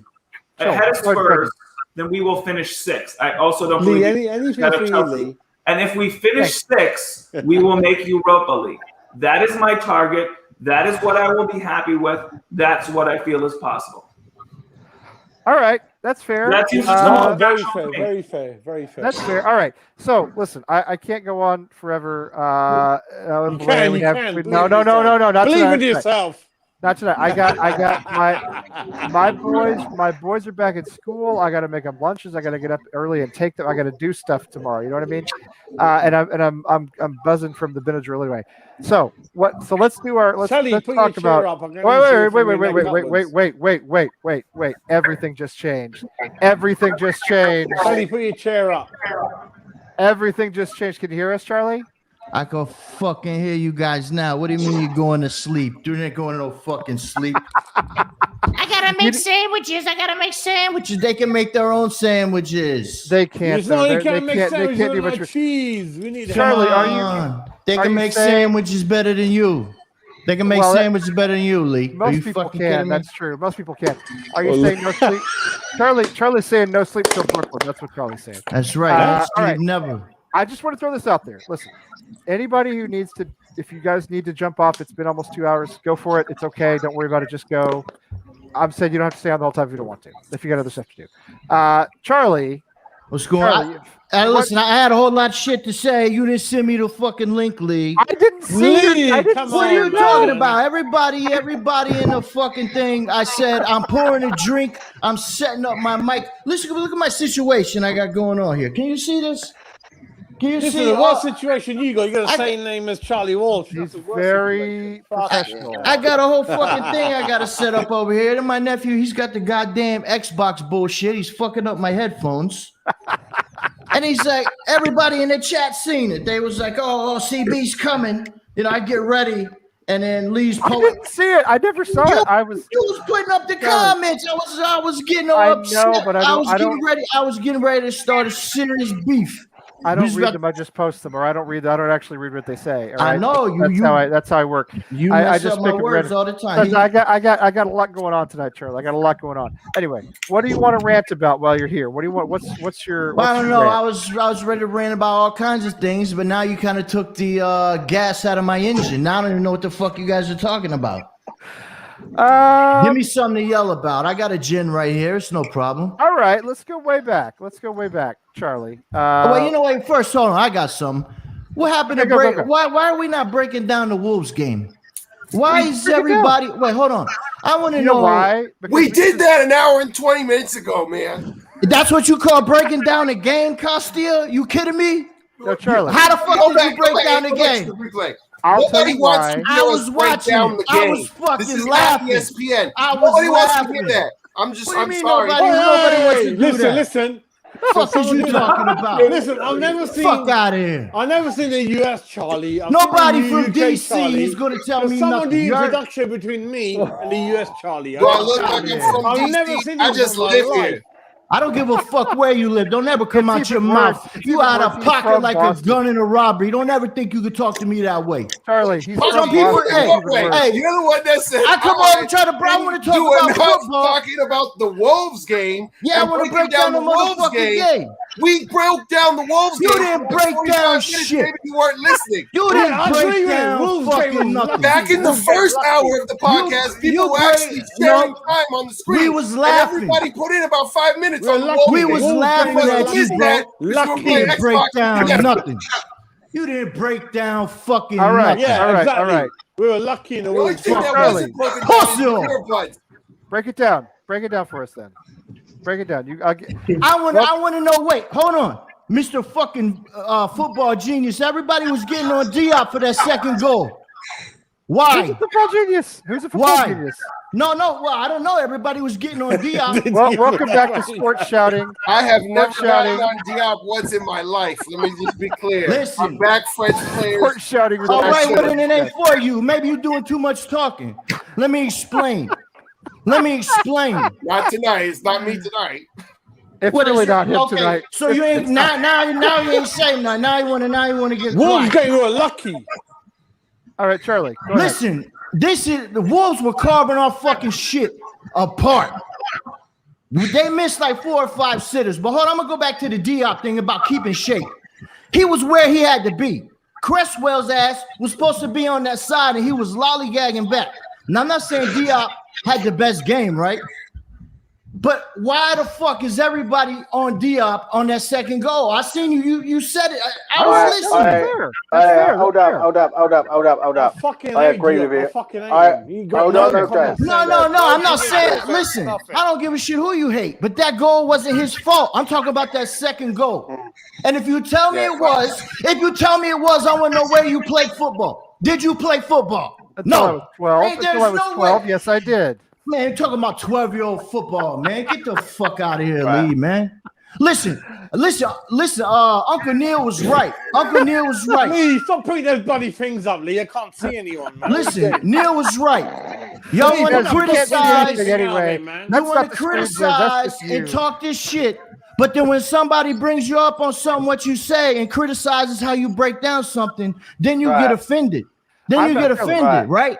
Okay, so Uncle Neil is right. I'm not offended by anything, ever. Well, I don't get offended by anything. Hold on. My name's Fat Boy Fever, mate, and I can't get offended by no one or anything. Do you know what I mean? I call obesity in front of my first name. So, first things first, I agree with you. Hold up. I agree with you about the Diop thing. I do, right? I will back you up, and I'll agree with you because I'm a bit of a Diop fan myself, yeah? Well, are you having a laugh, James? You're a Diop fan. Are you having a laugh? It's not about being a Diop fan. Defender there, but wait, he can't read the game. True, Jesse. He can't anticipate a game. Listen, we had Roger Johnson and Resvon Rat. He's talent. He's 6'3". French 21. Oh, and that's it's not about being a fan of Diop or being a fan of whoever. It's about being honest about the game of football. Exactly, like he's the biggest. That's what I'm saying. And some people see they want to hate on Fornals because they like Ben Rama, or they want to hate on Ben Rama because they like Fornals, or they want to hate on this guy. That's true. Talk about that. That's true. I used to hate Fornals. That's Hands what I'm up. saying. The whole Twitter. That's why I had to get rid of Twitter because it's full blown AIDS. My T cells get low when I'm on Twitter. Honest, where you're honest. I agree with that. I love Fornals. Now listen, and how come nobody's talking about our midfield? Listen, our midfield did get carved up. Yes. Fucking Trey. Yeah. Everybody's like, oh, he did play good. Listen, they had 20 motherfucking shots. Neto missed a sitter. Jose missed a just because the score is what it is, you can't lie about the motherfucking game, man. Bang on. Listen, Traore, when he switched sides, he went to Noble's side because he was like, okay, he didn't have pace. All right. So he wasn't just in one spot. Nobody's saying nothing about this. They just come on here. He got destroyed. Exactly. And nobody says nothing about this. They all want to bring it on Diop. We can't keep shaking Cresswell. Right. All right. Who was the worst centre half at the pair of them? Because I thought they was both crap. Diop and Dawson were both crap. I thought Diop all day long. We couldn't keep shape. We couldn't keep shape back there. You could pinpoint blame who, but 9 times out of 10, Cresswell, it was 3 at the back. Who was not back there? And he was not. Go back to that second goal. Diop's instructing him, pick up your man, and he's lollygagging like a lazy guy. And nobody says nothing. You don't see that. You don't know football. Come on, get the fuck out of here, man. That shit gets me tight. And you want to come on here and talk about people's money. Oh, this guy's money, that guy's money. Oh, he ain't supposed to play this because he makes 20 million. What about the beautiful game? It's not about loving a player or loving a coach. Yeah, I fell in love with the game first. You know, and it's a fucking it's just crazy when they come on here and don't break the shit down. You get, oh well, here I got some stats. Don't talk about I've no got a moving. single tier. I've got a single tier. Well, I've got a single tier. I'm not being funny. Charlie, what's Hold up. No, don't hold up. I love the game, but I love the club. That's the first thing. I love the club more than I love the game. People lie. The club. Charlie, go ahead. Let him go. Did you love the game first, or did you love the club first? Love the club first, mate. Born and bred East End. Mum from Forest Gate, dad from Canning Town. I don't think that matters, though. I think so that matters where you're born. My dad's from Canning Town. He's from motherfucking Garfield Road. He came over here in America. First things first, I picked up the ball. I used to kick it up against the bricks. Okay? I love the game. This is amazing, because I love West Ham, doesn't mean matter where you're born. It doesn't mean I can't be honest about the game, because then what are you doing? Well, you're coming on here and then you're just saying everything for the team and you got on these goggles and you're not being real. It's just like boxing. Everybody knows we run a gym. I teach the little homies boxing. That's what I do. I train them, right? So when there's a boxing match, they pick one side. I never pick a side. That's foe. I'm honest about boxing. Right? I love West Ham. I'll knock somebody out about West Ham. I bet none of you will knock somebody out about West Ham. I'll be the first one to put my chin up, run out. I don't think I could. I'm not very. No, you don't have to get to that level, Charlie. We're not talking about physical violence. I'm just saying that's how much I love West Ham. But you can't come on here and say, "Oh well, I don't like Ben Rama," so because you like Fornals or vice versa. And that's what goes on in this motherfucker. I see it too much, man. Small boys, jumper. But Charlie, everyone's entitled to their own opinion without bringing right. And my opinion is that's some fooky bookie. You can't lie on the game of football. All right, it's like one game. Everybody knows I love Fornals. One game, he had the man. He kept him offside. And that's the one I said hands up. And I called him out. That is the one I fucked up on saying he's bad and he came good. Hands up. I say that. Hands up. Charlie. Same point, Charlie. Because what's David the point? Moyes. What's the point of having a thing if you're just gonna say everything good? Oh, he's the best. He's the best. He's the best. Oh, he's the best. You see him? He's the best. Yeah. What are you saying? What you're saying ain't even genuine. Boring. Is anybody else loving this as much as I am? I mean, this is Charlie, amazing. you remember me, David Moyes? The only Look at man Nolan. Nolan knows. back You know what David Moyes, Nolan knows and what then I'm the talking. rest Chris of knows what them I'm talking are- about. Chris is going to have a stack. Are you? Hey, listen, I wasn't even. I thought you were having a. I thought you were like get some popcorn. Like, let's go. I'm not even the biggest David Moyes guy, but I could give him his credit. I think, and you know, a lot of people. Only thing I don't like is that sometimes I think he's a little bit of a yes man. I told Lee this. He's 100% a yes man. No, he's not a Charlie. yes man. Wait. No. Yes, he is. If he wasn't a yes man, we would have bought someone. We didn't buy anyone. That's how he survives at West Ham. He's a yes man. That's how in he the survives. transfer window, He's he not a came yes out man. and He's he said, GSB gave me all the money I needed. They've been brilliant. Right, they have been brilliant. He said, I Right. chose not to get Right. nobody. Now, either he's lying or he's lying and That taking up for means them. for the good of the Taking club, up for you them. cover the shit. For the good of the club. When are you we going to cover be it. fourth You again? cover it. When are we going to be You fourth don't want again? it being a political shit out there.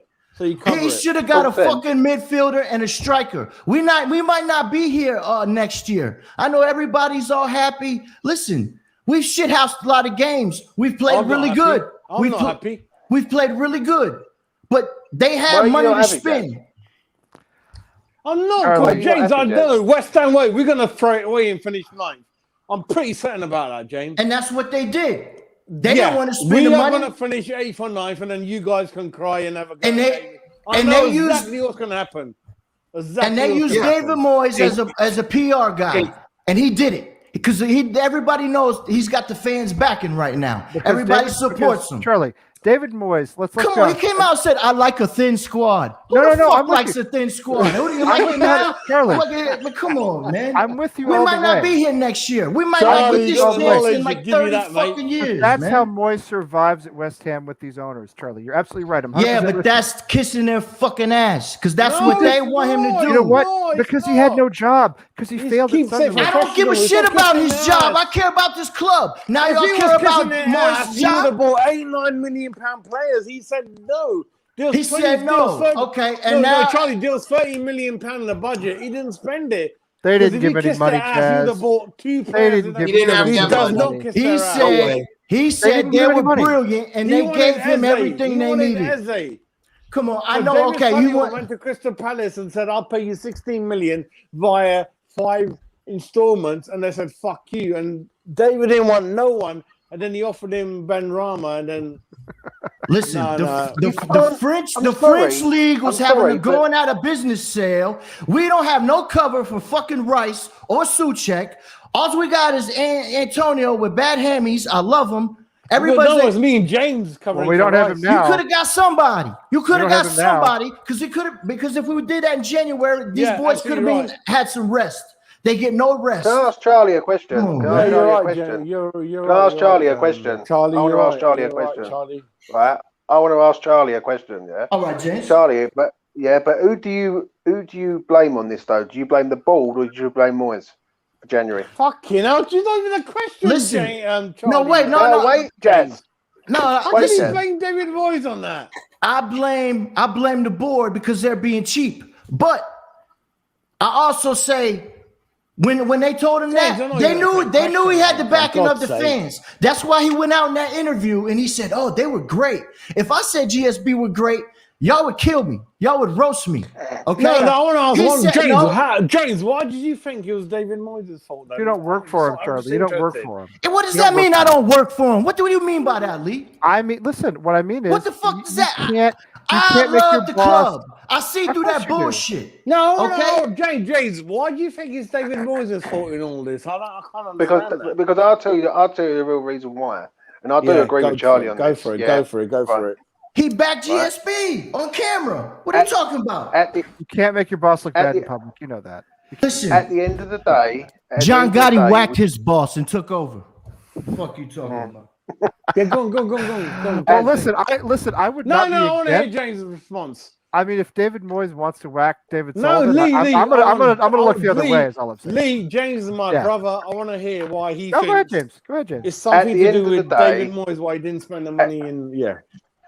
At the end of the day, we were safe, right? In January, was we not? Yeah. Well, we was officially safe. Yeah.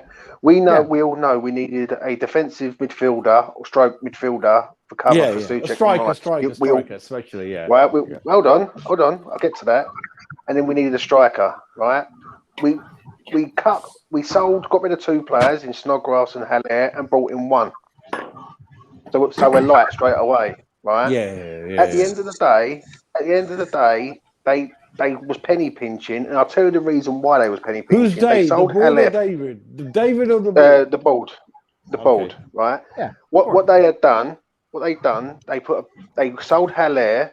They got the money from Haller, and they went after El Nesri at Seville. They put a bid in for him. It got rejected. They shit themselves and went, what we're going to do. And that's how comes Lingard got to West Ham. Right? If we would have had 2 more players, we would be sitting in the Champions League position more comfortable. And that is a fact. Right. So I agree. Right. James, I'm going to step away, gentlemen. Listen. All right, hang on. Kostya. No. Thank you for being here. Thank you for being here, Kostya. We appreciate it as always. It was great to see you, and I hope you come back next week. All right. Absolutely. All right. Thanks, Kostya. We'll talk to you soon. Bye. All right. I'm doing like 10 more minutes, and I'm going to bed. I'm not joking about this. Sorry, Charlie. I didn't see. Hey, Charlie. I didn't see your stuff, or I would have invited you on earlier, and I'm not joking about that. You know I always want you on here. Anyway. You want the smoke? I don't mind the smoke. But Lee, we didn't even... Although I do have asthma, that's a problem. So, James, listen. So, what happened was we didn't sign the people we needed and in reserve, and then David said, all the money wasted on the Pellegrini, on the Village or whatever, we're not going to do it again. Keep an eye on it, and then my feeling is that's why I've known this club 1983 as a little kid. I think we're going to throw it all away, but hopefully I'm wrong. But that's my feeling over it. We're gonna kind of hopefully.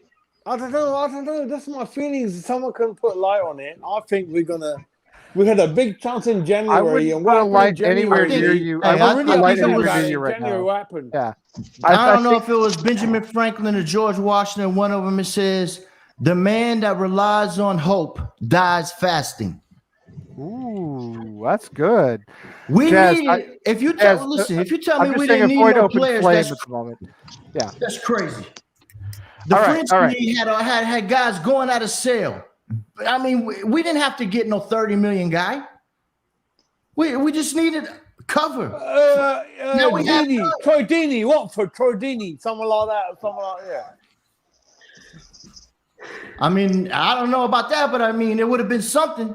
Now, if Antonio, because listen, when Antonio was in that game, you notice we got them 3 goals. When he left, it was done. No more stretching, because now they could just jump on Lingard. Antonius hit the post and bar 19 times, 21 times. Even more so, we should have got a striker. I know. He's a brilliant back 3, right? But not a striker. Like I said in a lot of videos. All right. Listen. Let's do. Wait, who did we lose? I don't even know who we lost. Who was that? I totally lost track of who's even here. We might not be in this position next year. Is my David. point. We probably won't. It's David. All right. Lee, talk to James, my brother. I'll keep interrupting. Talk to James, he's my brother. All right. Here's what I want to do. Here's what I want to do because I don't care what anybody says. I got to go pretty soon. Okay. Let's give our predictions for Leicester. Okay. Can we give our predictions for Leicester? And let's just go around. Chris, what do you think? What do you think happens on Sunday?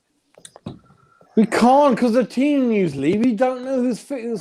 I'm not going to do it. We do this every week, and I always say we don't know the team news. We don't know who's fit. Who's not. But we do this every Jazz. This is not okay. this is a very amateur production. Sorry. All right. Sorry, Lee. No, I'm just saying. Every week I say we don't know the team news. I apologize. I'm sorry. Given what you think we'll have, okay, based on our last game and based on the team news, given what you think we'll have, what do you think's going to happen, Chris? What do you think's going to happen? I might be in a bit of a descent, but I think 3-2 West Ham. Beautiful. I love it, John. Fucking hell. You got two teams that are going to be absolutely shitting it, trying not to lose a match, ain't you? I mean, because it's like a semi-final of a tournament. You know what I mean? Yeah, exactly. So listen, I'm the optimist West Ham supporter. I'm the optimist. We're going to squeak it 1-0. We're all going to be back on it a week from now, all fucking complaining about how we didn't defend properly or what went wrong or who else got injured. And yet our season continues where we keep winning fucking games, and here we are in 4th place. Let's just enjoy the fucking ride. Let's enjoy it. Although with that, completely agree with Charlie. We fucked up January just like we did in the Payet season. When are we going to be here again? So ask yourself that. When are we going to be here? There's only one Charlie on you. Yeah. Enjoy it for what it is right now. It's a bit shit knowing that we could build, but we don't have the right owners to actually go and build. So just enjoy the results. I think we'll squeak it. All right, Lucas, what do you think? I agree with John. I think this is going to be just a full 90 minutes of no one trying to lose. So I'm going to go. Get your finger off. I'm going to go 2-2 draw. There you go. There you go. There's Robert De Niro. So you got us winning then. You got us winning then. Okay. James, what do you think? This decides it for me, mate. If I'm honest, if we get Champions League or not, if I'm honest, and safe draw, mate. If we beat Leicester, we're 1 point behind Leicester, and then we're rolling. And I'm going to say I think we're going to do it on Sunday, mate. I really do, and I'm usually quite nervous about games and things, but I've got faith in the boys. I think they're performing at the highest level. I think Lingard, he's the main man at the minute, and obviously I think the big situation is right now is Bonner has got to be fit as soon as possible. Like, I want to see Bonner back in that. But what's that going to do with Leicester game though? I'm going to be fit for Leicester game. I want a Bonner fit for Leicester, mate, 100%. But yeah, 2-1 West Ham. I fancy us big time. All right, excellent. Who's well, yeah, Jez, you go ahead. Yeah, might as well, isn't it, Lee? Nah, I mean, do your best. Listen, I'm controversial. Presenters hate me, but listen. I don't hate you. Get out of here. Come on, I don't hate anybody. Well, maybe Harry Kane. Because you want it. And Jerry Jones. My I do hate Jerry Jones. That's true. We're going to get Jerry Curry Jones. night on there one night. Anyway. Chris is right about that. 2 numbers. Just 2 numbers. Any 2 numbers you can put together. Right, Lee, I can only base this upon Ogbonna. No way. I love James to bits and my brother. There's no way Ogbonna's going to be fit. We've got no striker.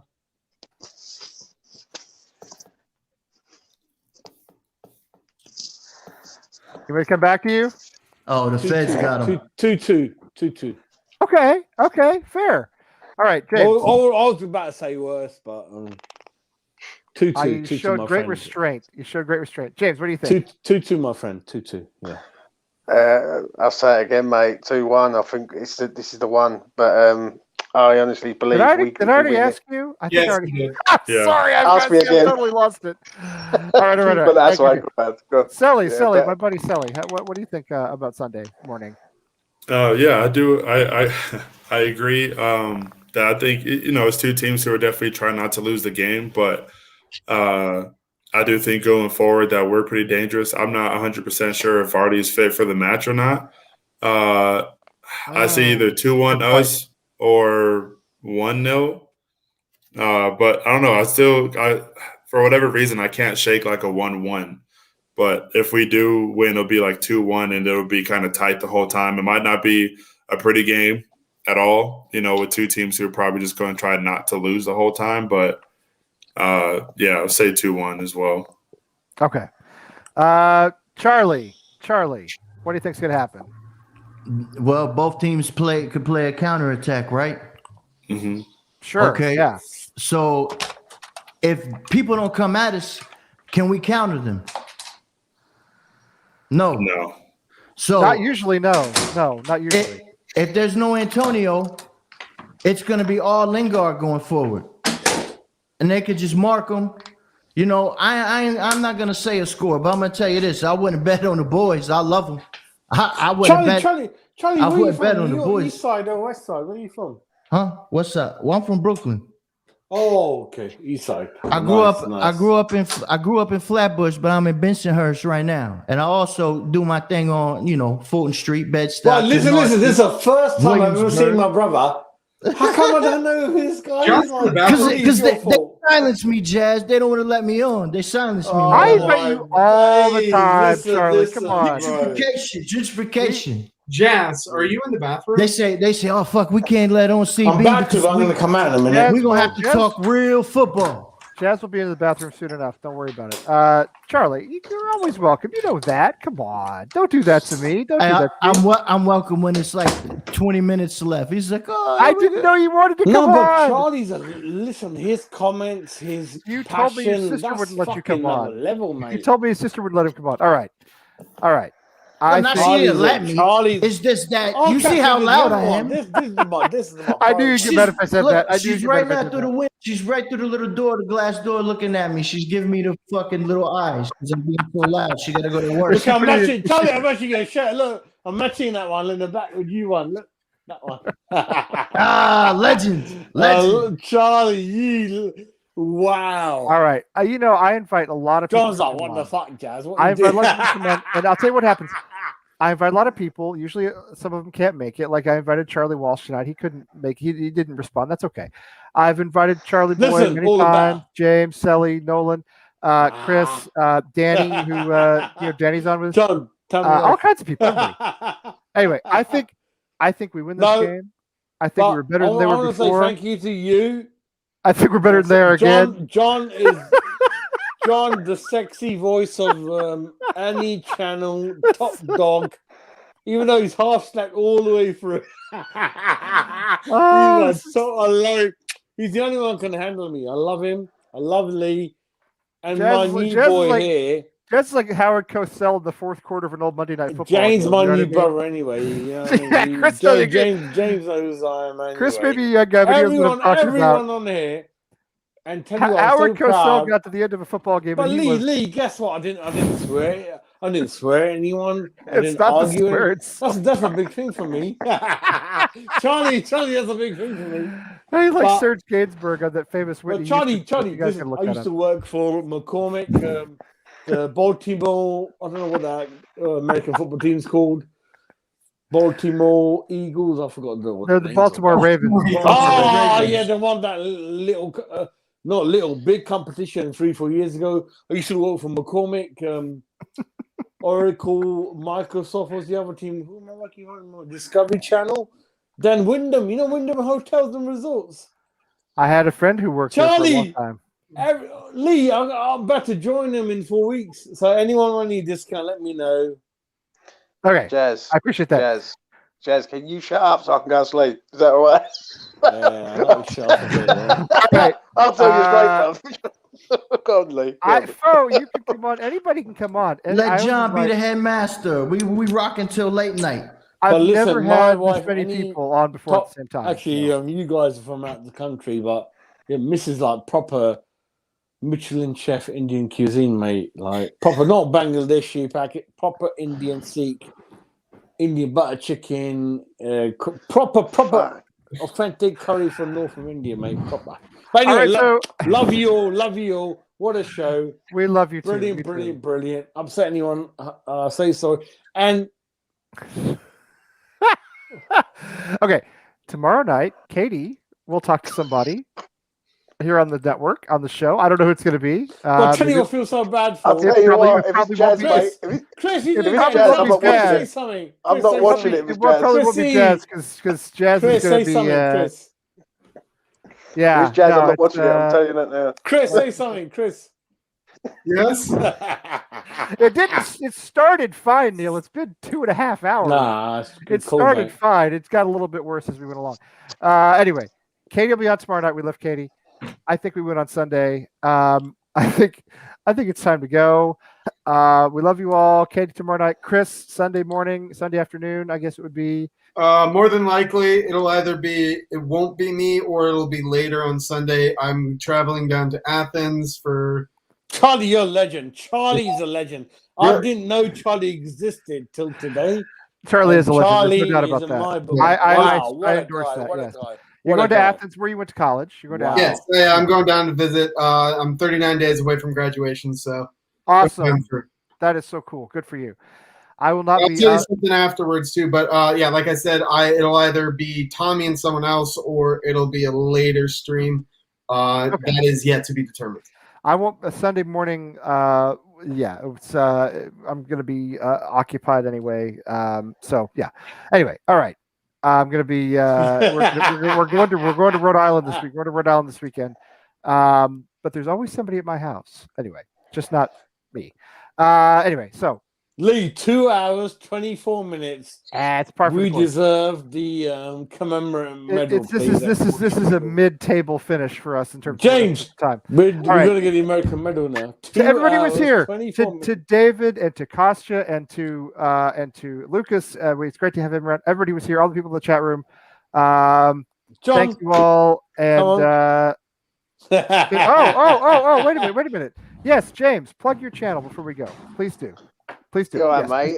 Yeah, thanks, Lee. What it is, I do a show on Hammers Polls, right? And I do like a few from the sideline, stateside. Sully's been on it before, and I'd like to get a few more Americans on my channel and basically have insight into our club, basically. So if anyone wants to come on, hook it up, Hammers Polls, DM me on wherever. And if you want to come on, you're more than welcome. Do you know what I mean? That's it, Lee. Yeah, cheers, that's awesome. Hammers Polls is great. We love them. We've used a lot of their stuff in the past. Yeah. All right. So, yeah, we're gonna go now. And with that, I say again, thank you, Charlie Boy, for coming on. Sorry I didn't see you before. You know you're always welcome. Everybody else, Sally, James, Chris, John, our friends who are always here. We say, come on, you irons, and we'll see you next week. Free to guys. Lee, what type of sandwiches are you making?